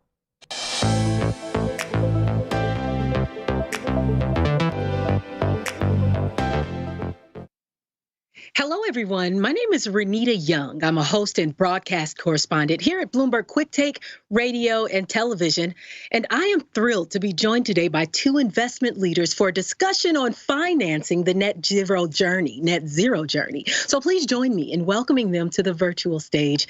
Andrew Lee, Global Head of Sustainable and Impact Investing at UBS Global Wealth Management's Chief Investment Officer, and Jans Peers, CEO and Chief Investment Officer at Mirova US. But before we begin, a quick reminder to the audience that we want to hear from you. Please send your questions for our speakers by typing them in the white tab to the right of the video window and hitting submit. Now let's begin. I want to start off with both of you. The most recent meeting of global leaders to accelerate action on confronting climate change and promoting net zero emissions was COP26. And so many people hoped it would move the world closer to solving the climate crisis. And so first, Jans, what were your key takeaways from the event? Sure. To start with any of the COPs before, we didn't expect that, the climate crisis would certainly be solved, in this one. And it took a while for it to get going. But at the end of the day, we got all major economies now committing to a net zero economy and setting, targets from a political point of view. But we also expected that this would be the COP where the private sector would come in a lot more. So we had corporations setting their own net zero targets as well, which were a lot more ambitious than most of the governments. And equally, we've seen a lot more coalitions being formed by the financial sector as well, with asset managers, asset owners, and consultants all forming their own coalitions in climate. One other important topic was that China and US agreed to pretty much fight each other on everything bar climate. So they really want to work together on climate going forward, which is also setting the framework for corporations to move forward here now as well. And then lastly, we've seen a lot more positive initial evolutions in the battle against deforestation, which also is a major issue related to climate change. Andrew, same question. Yeah, I know. I agree with many of the things that Jans said. I think, I would say incremental progress, which is great. I think that the collaboration that Jans mentioned, absolutely. And I think the private sector participation in particular, really important. I think one of the things, though, that came out was a little bit of still lots of commitments, and what we really need to see is concrete action and plans to actually fulfill against those commitments. So I think that's something that is going to echo and that we are going to see, in the coming year as we head towards COP27. Really trying to figure out how to close those gaps and make sure that we actually have concrete action to meet the commitments. Deforestation, also agree with. Maybe one thing interesting from a carbon pricing perspective, I think that there was definitely some progress from a global carbon pricing, long path to get there, but I think productive measures, that we reached at COP26. So a lot of good progress, but I think really now it's about action, meeting up against the initiatives. Now, you did mention, Andrew, that there have been a lot of commitments. For years, there have been several commitments. What do the most recent ones specifically mean to you, the fact that they're coming out? Well, I think that, what we saw this year and maybe in recent kind of the last 12 to 18 months is a real urgency, right, around the need for action and then the collaboration that we talked about earlier, from all sorts of actors, whether it's governments or asset owners, asset managers. And so a number of the new initiatives that you see in terms of collective across these groups is really important, to see. And so Jans mentioned the deforestation pledge. We also saw a methane pledge, right? We saw action on coal phase down. And while that might have disappointed some people versus the coal phase out expectation, I think it's really important to see all these concrete initiatives. So versus where we were, you said decades ago, I think we are seeing now collective urgency. We're seeing more concrete pledges against all of that. So I think, how do I put it? We're in crunch time, right? And I think that while 2050 is still 30 years away, the interim targets, which I think increased in prominence, are 9 years away at this point. And so people realize they need to have pathways and plans to actually fulfill those commitments. And that's where we are, I think. We're going to come right back to interim targets, so keep that on the top of your mind. But before we do, Jans, I have to ask you, you said before that people are largely betting on the economy to do the right thing to be able to fund net zero, but you said that there are 4 key steps that are important to consider first. Can you explain them? Yeah, sure. But to come back to your previous question as well, to some extent, there's a lot of initiatives taken and commitments made by, many of the actors in the finance sector. And, Andrew pointed it out as well, we have some time, we're talking about 2050 and an interim target by 2030. And, I really hope that those commitments are not really kind of, just optically made just to buy, some time, I suppose. And if the urgency is really there. And indeed, there are 4 key steps for everybody to go through in that process. And the first step is to really educate yourself to understand, the magnitude of the changes, not necessarily the magnitude of the problem, but really the changes that are needed to actually get to a zero carbon economy, right? The second step is to really, think about what that really means in terms of the implications for the investment patterns. How do you invest? And, like it or not, there will be an element of divestment related to it as well, either by investors themselves, divesting from, the bigger emitters, or by those emitters themselves, like, the energy companies, the heavy industries as well. They will have to divest bit by bit, from heavy emitting assets as well, for both real emission reasons and potentially stranded asset reasons over long run as well. So that divestment debate will always be part of it. But really, it's more important to invest in solutions as well related to energy efficiency, renewable energy, but also carbon sinks and reforestation, for instance, as well. So we're going to see a shift in that too. A third element is, to have like a real transition strategy as well, but, also rethink the way we measure that. And, this is something that in terms of measurement, specifically carbon emissions and, global warming alignment, those are all metrics that, 5 to 10 years ago, didn't really exist. And we've seen a lot of evolutions there. And, right now, still, at best, the information is incomplete. But we see a lot of great evolutions in the data sector as well to really focus on, developments for scope 3 emissions, for instance, as well, which are really important to understand, and also avoided emissions. So we don't really kind of draw the wrong conclusions. Even if an oil company is saying that they're going to go carbon zero or, to a net zero economy, it basically means that their oil cannot really be used anymore. So even if they pump up oil using wind energy or solar energy, that's not really going to move the needle too much. So we really have to kind of get better data around the total impact of companies' actions as well. And we see great initiatives right now as well. And again, not having perfect data should not be an excuse for not starting today. But there's got to be some change over the next couple of years. And then lastly is engagement, very important as well. Engaging with companies and projects you're investing in to make sure they understand the magnitude of the problem and to see that they really have a transition strategy as well. But just also want to mention that engagement is very important and will be very, very necessary as well to actually make that change happen. But should not be seen as a standalone strategy. It really has to be combined with a divestment and investment strategy as well, and good measurement around it.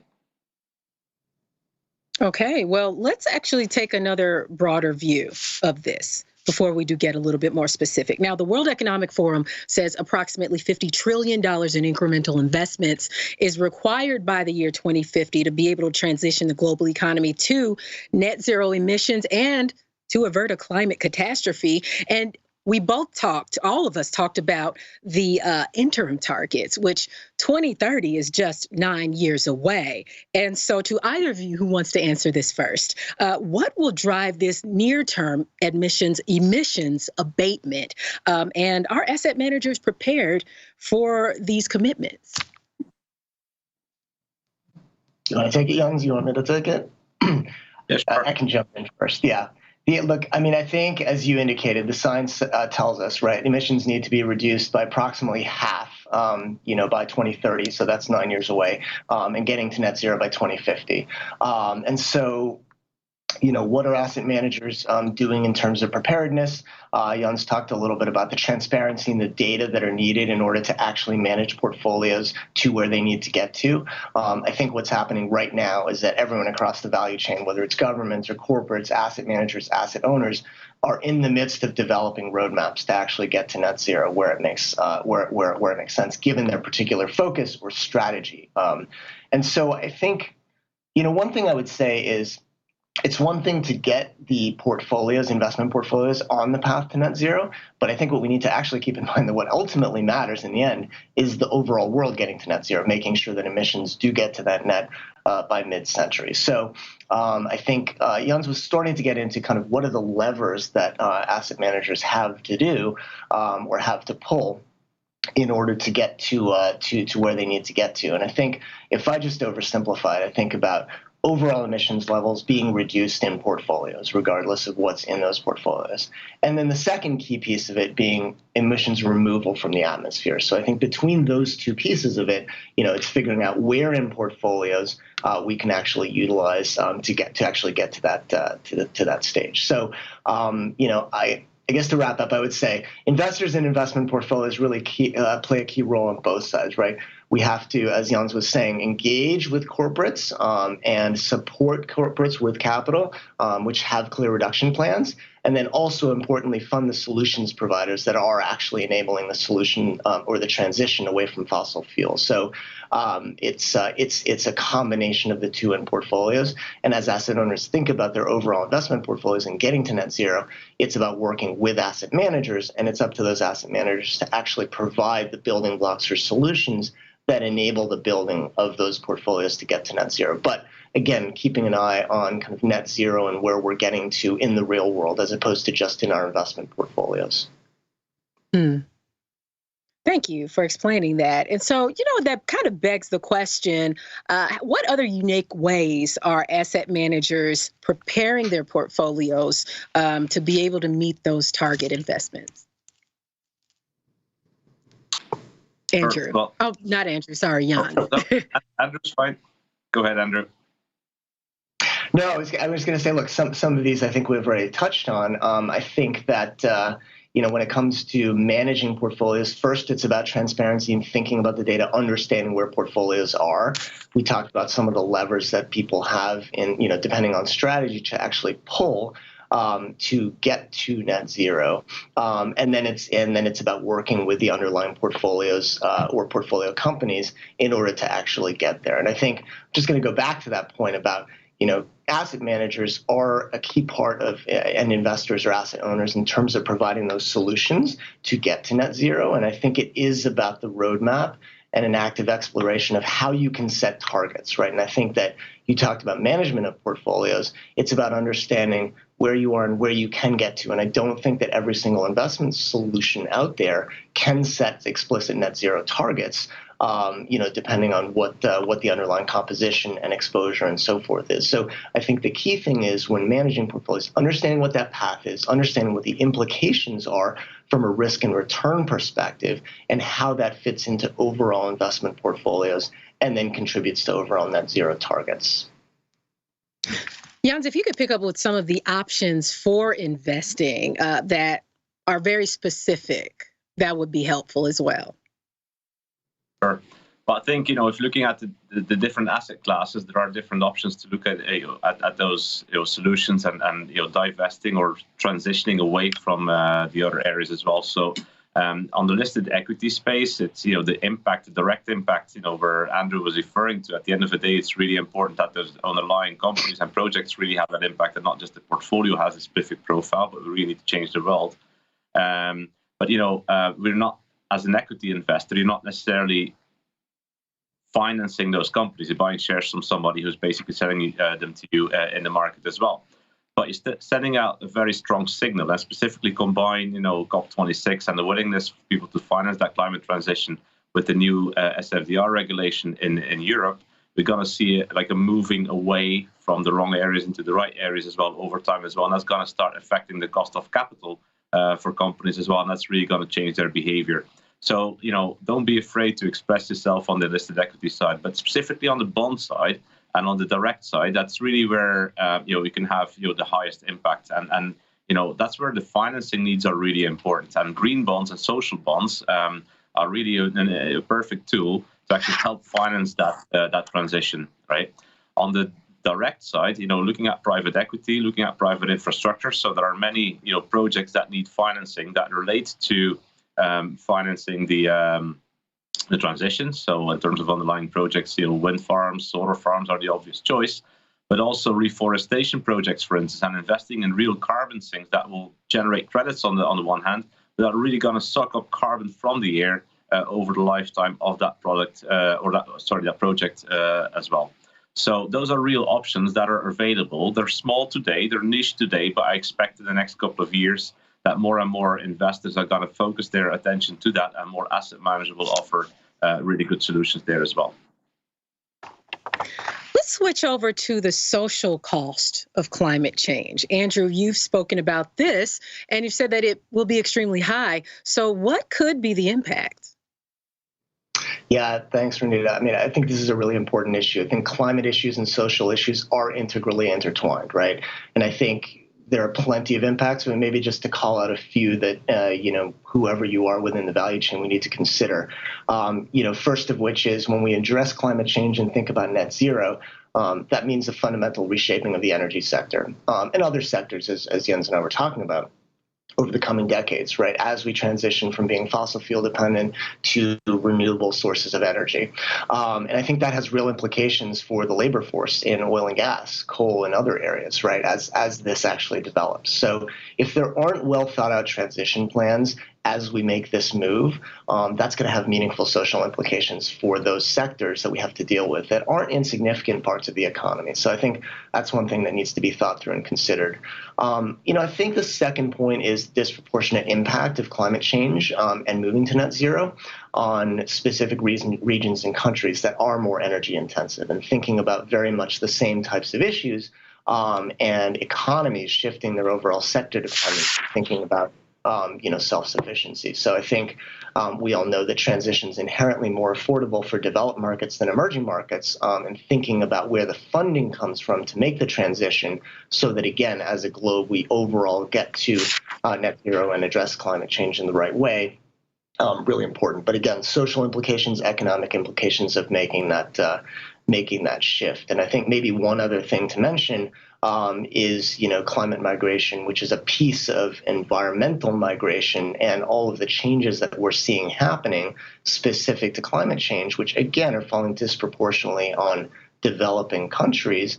We're seeing flow, which increasingly I think will continue, of those that are disproportionately affected, whether it's because of resource, whether it's because of the frequency of extreme weather, driving people across borders. And so that is going to have both social implications as well as economic implications that have to be considered. So I think as an investor, but also other players, governments, NGOs, there has to be thought put towards some of these social implications as we think about climate change over the coming decades. Another aspect of that could be biodiversity, and we have a question about that from the audience. Someone asks, how does biodiversity and natural capital impact the investor's journey to net zero?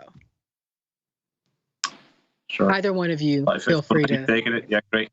No, I think it impacts it in two ways. One on the problem side, and the other one on the solution side, I suppose. But deforestation and the way we deal with agriculture and very intensive industrial agriculture, for instance. Equally our diets as well, being very meat dependent on average as well, really have a negative impact on the capability of nature to actually absorb carbon from the air, right? So we can actually move away from fossil fuels, but you're always going to have some emissions going forward in our economy as well. So we also need to invest in carbon sinks, and what we're doing is quite the opposite through deforestation. So, in terms of natural capital, I think there's got to be a lot more investment opportunities, actually the need for it as well, to continue to invest in reforestation, do it very smartly, but also then related to that, have, more nature-based agriculture going forward as well. And that's where biodiversity options also will come in. But of course, biodiversity itself has is a risk for, our economy and for our lifestyle in general as well. So next to climate change, it's a problem on its own. Another question from the audience says that, this is for Andrew, the Article 6 negotiations were a big part of COP26. So what are your views on the role of voluntary carbon markets in getting to net zero? Yeah, I think they are going to be increasingly important. I think there are a lot of questions that need to be addressed in terms of, credibility of the solutions in the voluntary carbon markets. But I think they will be a big piece of helping people get to net zero. I think I wouldn't want to, suggest that that's a piece of it. But I think that the focus on getting to net zero without hopefully the use of too much offsets over time is really going to be critical from an investor perspective to think about. Whatever can't be naturally reduced out of portfolios, voluntary carbon markets are going to play a key part of that over time. One thing that we didn't dive too deep into was the fact that this is a risk model that many institutional investors are not that familiar with. So what types of risks do you see these investors that they should be aware of, rather, and what actions should they take to prepare for them? Sure. Well, maybe if I can take that one. Yes, for Jan. No, I think there's two major type of risk there. One is transition risk, and the other one is more event risk. Starting with transition risks, again, you can look at three levels. You can look at it from a company's point of view. If your business model is not aligned, with that road to a net zero economy, ultimately you will lose market share. You may lose business. You may be out of business over time as well. And in some cases, some companies, even if they are taking the right measures, they may have so many stranded assets that they can actually not move away in time from that. So either way, that may be a risk, even if you're taking the right action. Think about some of the fossil fuel companies, basically, that may not find buyers for their assets, and those assets are actually still having a relatively high price in their valuation today. And another element of the transition risk is governments as well. So we talked about the social impact and also the potential loss of jobs if you move away from fossil fuels to other solutions that are more low carbon in nature as well. And that's also one of the reasons why many politicians still support the fossil fuel economy to that high extent as well, because it's a lose of votes and potentially many people actually having over the short term their lives being affected as well. By not changing in time as an economy as well, you also run the risk that your economy is not going to be solid in 10, 15, 20 years time as well. So that may lead to a worse competitive position as a country, and equally for the companies active in your country then as well. So that's also really an important part of that transition risk. On the event risk, of course, you have the consequences of climate change. If you have a higher risk of hurricanes, and as a company you're exposed to those areas, for instance, of course that's a risk, high risk of flooding. But then you also have that immigration risk over time. That's part of the transition risk, but also the event risk to some extent. All those factors can really play a very important negative role over the short and the long run for those companies. So what actions can you take? First, again, you understand the problem when you're analyzing a company or a project. Make sure that you understand that. Secondly, engage with the company to make sure that, or the project, to make sure that they have that transition properly. I wouldn't say it's fully under control, but properly managed. And if they don't, really through your voting, make sure that, let's say you use that voting power to, worst case, vote a board out and replace those people then by people that actually have that transition better in mind. Maybe just to add a different type of risk on top of that from an asset owner or investor perspective, just thinking about, these are different ways of managing portfolios on a forward-looking basis, than we've had in the past, right? And thinking about managing to carbon budgets, right, or forward carbon scenarios. I think that's a very different thing over, decades, right? And thinking about those types of approaches is a little bit different. So, as we transition to thinking about how to position investments for the forward 10 and 30 years, it's a different risk return paradigm when we think about also managing to a carbon or climate objective. Interesting to note that, Andrew. And so, Andrew, I want to ask this question to you. What regulatory or reporting trends or changes are asset managers focusing on? This is from the audience. Yeah, I think that it's a lot of it right now. I think Jans would agree with me right now. Regulatory is just as important, if not more important, than the investment content itself. And, thinking about the, regulatory regimes that are emerging and with a focus broadly on sustainability, but also specific to climate reporting, this is becoming incredibly important for everyone, asset managers, asset owners, investors. And so I think it's important. I think we need to think about global collaboration amongst those, or thinking about how to meet for global investors, the standards that are emerging in the EU, in Asia, in the US, and making sure that investments actually match up against or are fit for purpose in terms of both the way that they're managed, but also the way that they're reported on. I think that's important. So, but I think specific to the climate discussion, I mean, I think TCFD is a very clear, thing that's emerged onto the forefront in terms of consistency of reporting overall. And I think that's an important step forward, that all asset managers and investors are focused on at this point. Gentlemen, we're about to come to a close in about 2 minutes. So for both of you, we'll start first with you, Jans. We've talked about a lot of broad steps. What should be the very next step toward net zero? Sure. Well, first, let me come back to what Andrew just said there as well. I would really welcome a global agreement between regulators as well and investors in general to have a framework that will be comparable, but it would be standardized across the whole world to some extent, and still leave room for interpretation. In that respect, I think the first really important step is to really have a roadmap for every investment portfolio in the world to that net zero. And it's a roadmap, so it doesn't need to be perfect today, but really have a step-by-step plan between now and 2030. What's going to be the impact of your portfolio going forward as well? So I think that's got to be a really, really important first step. And also, in that respect, don't let the search for perfection be a blocking point in that roadmap. And Andrew. Yeah, I'd agree with all of those things. And I think maybe I'd reinforce the collaboration piece of it, right? So it's asset owners working with asset managers. It's asset managers working with and engaging with corporates, all with the same objective. And I think that's going to be critical to get to where we need to get to over the next 10 and 30 years. I do think that the roadmap that Jans mentioned is critical, right? Whatever role you play, the commitments that we're making, the roadmap to get to those commitments is going to be, ultimately what gets us there. And as we've mentioned before, it's really action that matters. And at this point, we're in crunch time, so it's the action that matters, not so much the commitments. Well, gentlemen, that is a great place to leave it. It's all the time we have. Andrew, Jans, thank you so much for sharing your insights. It's a pleasure to have you here at the Bloomberg Sustainable Business Summit, Focus on Finance.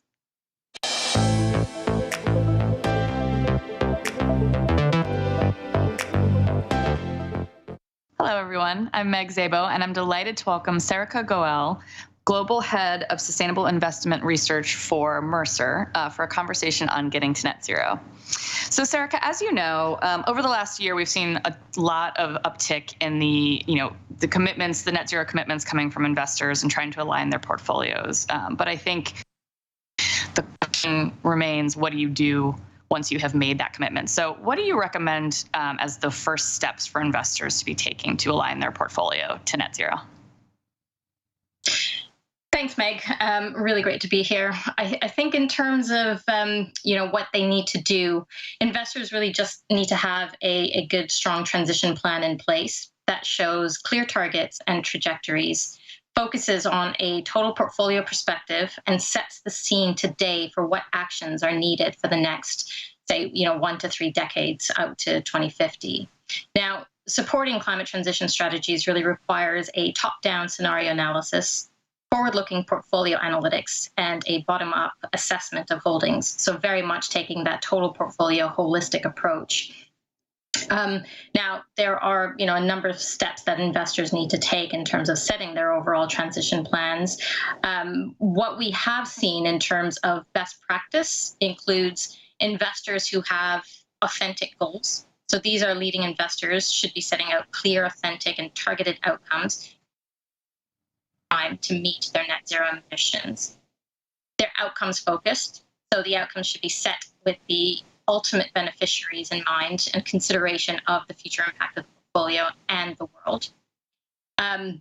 They should absolutely leverage initiatives and frameworks. Now, there are a number of initiatives that have launched in the last several years now, and some of these net zero initiatives, like the GFANZ or the Glasgow Financial, the global coalition of leading financial institutions committing to accelerating decarbonization. And really, this group helps, provides collaborative support and helps generate best practice approaches. but also looking at frameworks like the IIGCC, so the Institutional Investors Group on Climate Change, and their net zero investment framework can be a useful source of tools and methodologies to help prioritize the asset classes and form some of these implementation goals.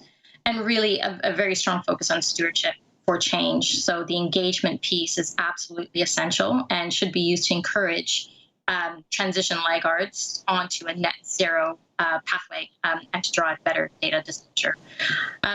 And really what we are seeing, especially from some of these leading investors, is very much they're starting to utilize some of these climate change benchmarks. You know, they're focusing on changing their existing market cap weight benchmarks to something that is low carbon or a Paris aligned version.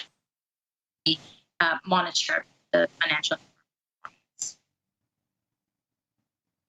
Great. Yeah. And I think, as you mentioned, benchmarking, we have seen a lot of new indexes coming into play. And obviously the indexes and the benchmarks have kind of been evolving as climate finance and climate investing has also evolved. Can you talk a little bit about where we are with benchmarks now and how clients could navigate, those evolving regulations and indexes? Absolutely. This is one area that has seen significant evolution over the last decade. I mean, responsible investment or sustainable investment indices generally. And the index base has been one starting point for some asset owners in terms of looking at, implementing their net zero commitments. A lot of innovation taking place. Now, we published a paper recently that talks about, looks at the last, few generations of climate indexation. And what we're highlighting here is first generation indices, really focus on managing climate related risks. So such as, those carbon exposures. Second generation climate indices focus not only on managing these climate risks, but also aim to capture some of the climate opportunities, the green revenues.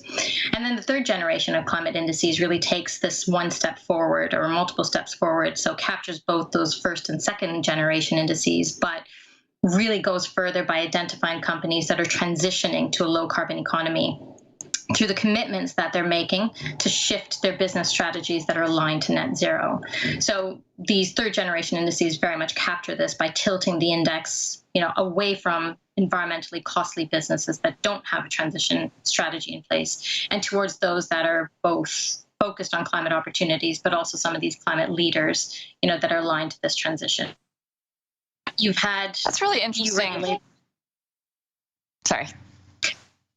You had the EU regulated benchmarks that have come in, with specific criteria that, that benchmark administrators need to meet in order to label their indices as, PAB or Paris aligned or climate transition regulated. And these are essentially third generation indices. And really what they're looking at, again, are some of those forward-looking elements, such as the temperature alignment, establishing a business strategy that is, aligned to science-based targets, very much focused on, Scope 3 emissions and ensuring that that's phased in over, now the next few years, and very much that focus on climate stewardship. Now, what this means is there are a number of different and significant different approaches that data provide, which could be around the data input, the assumptions that are used, their views on materiality. And on top of that, this is very much a fast-moving landscape with regulations. And so from our perspective, assessing these types of indices would not be any different to assessing any active strategy. And so any investor that's looking at these should be undertaking this, the same level of due diligence that you would for any active strategy. You've got index construction methodologies that can lead to potentially unintended consequences that, you might not realize if you haven't undertaken that degree of due diligence. They also have to be comfortable with the quality of the inputs and understand how stewardship, can impact the overall score of a company and therefore the rating. So, looking at that and looking at this evolution of these benchmarks and the indexes and how companies are using them and all these frameworks, how do you then, identify the investments that you want to be, that you would like to have into your portfolio? And then how do you manage them as well? Yeah, I think Yeah, absolutely. So I think beyond the benchmarking, I guess we, when we speak to our clients and work with their overall sustainable investment program, we look at sort of 4 implementation approaches that investors can use to manage their sustainability or their climate risks and opportunities in their portfolios. And really these include ESG integration, so looking at these ESG or climate-related risks and opportunities and integrating that into the overall investment decisions. And the objective here is very much focusing on the broader risks that are not necessarily captured by traditional financial frameworks. Very much focused on stewardship. So this could be at the company, the industry, and policy levels. And specifically here is focusing on engaging and voting where applicable. So the objective is, to make these company improvements through these individual engagements, but also thinking about market and systemic improvements through the collaborative initiatives. We talk about sustainable investments or sustainability themed investments, and that's, looking at some of these climate solutions, sustainable development solutions, and here thinking about that long-term growth prospect, plus having some kind of a positive environmental or social impact potentially added to it. And then where necessary, and this could be very much client-driven, but focusing on the screening and tilting the portfolio away from carbon-intensive companies that are not positioned for transition and potentially risk being stranded. So you talked a little bit about other emerging trends that are coming out of these trends. What are some of the new trends that are happening in net zero investing? Absolutely. There are a number of new ideas that are emerging. I mean, we've seen, I guess,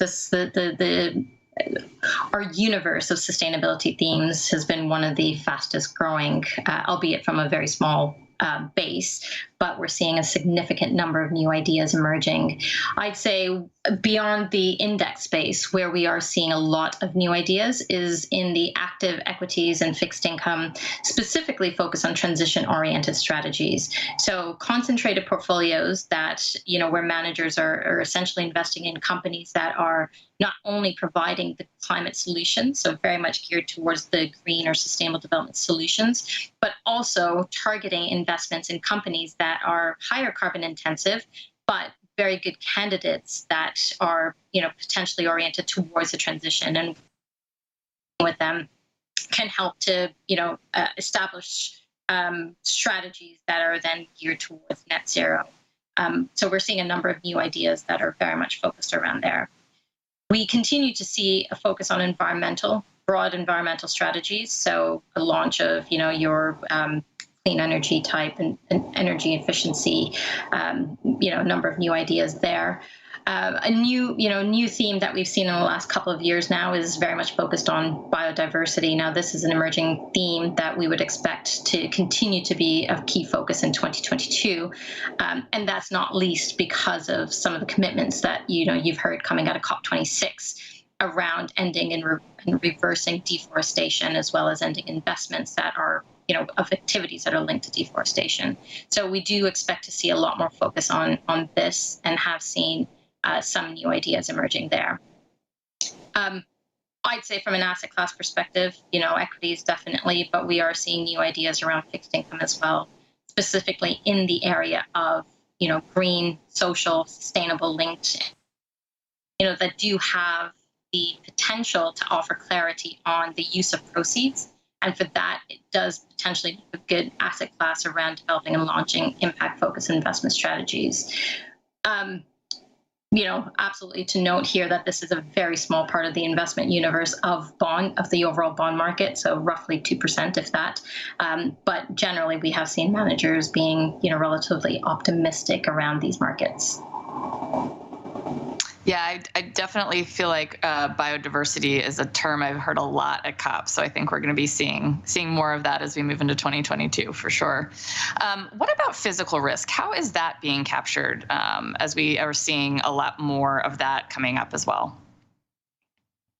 I think most of the focus has very much been on transition risks, and this is where investors are very much accessing investments that are focused on companies that are decarbonizing. The focus on physical risks has more recently been emerging with asset managers, especially like within the public equity and the fixed income markets. And so we have been speaking to managers around this topic, and they're starting to assess the physical risks of their investments by mapping these to global locations and very much partnering with universities and think tanks, in terms of how they're developing modeling tools, which are increasingly becoming quite sophisticated. And this type of physical risk mapping is happening a bit more on the private market side than within the listed or the public markets.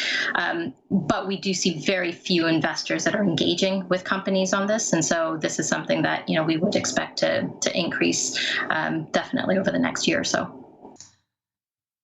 So we focused a lot of our conversation on getting to net zero and how investors are focused on aligning with net zero targets. What other emerging trends beyond the net zero are you seeing in sustainable investing that are popping up more? Absolutely. We have seen a lot more momentum happening in the area of impact investing. Now, this is not new, but has definitely picked up in pace over recent years. We recently published a paper on this, really highlighting what we mean by impact investing. And so this is focused on investing with the intention to generate positive, measurable social and environmental impact alongside a financial return. This is different from sustainability-themed investing, which is much broader in scope, and that's focused on investing in strategies that provide exposure to some of these environmental and social opportunities, but where they are viewed as return opportunities with lesser intention of delivering a specific positive outcome. And that's important to highlight because a lot of the ideas that we are seeing are very much focused within the private markets. And that's where it's slightly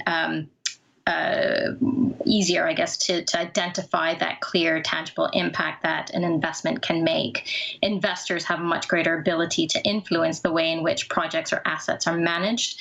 And this is very much focused on the provision of new capital to projects and opportunities that would not have been funded otherwise. So very much focused on the additionality piece.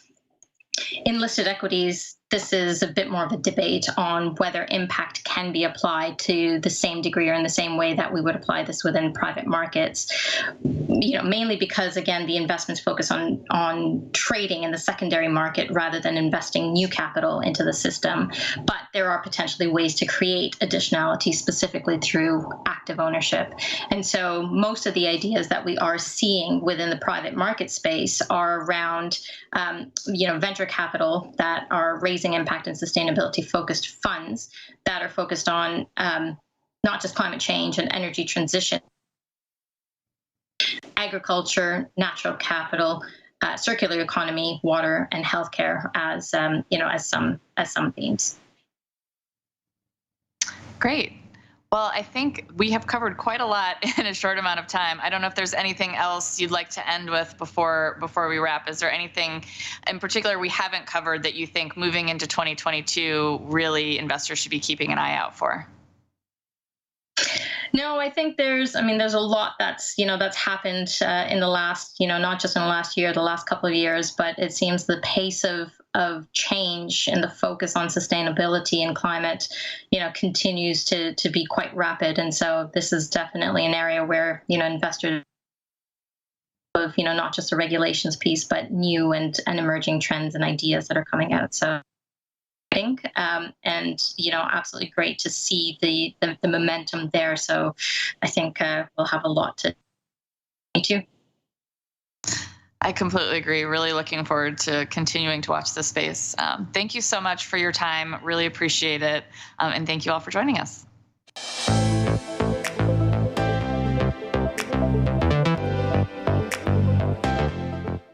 That brings us to the end of our special briefing on getting to net zero. Thank you to all of our speakers and our moderators for their insights. And thank you to our global advisor, Natixis Investment Managers, for making this virtual briefing possible. If you'd like more information from our advisor, please visit the resources tab on your screen. Thank you for watching.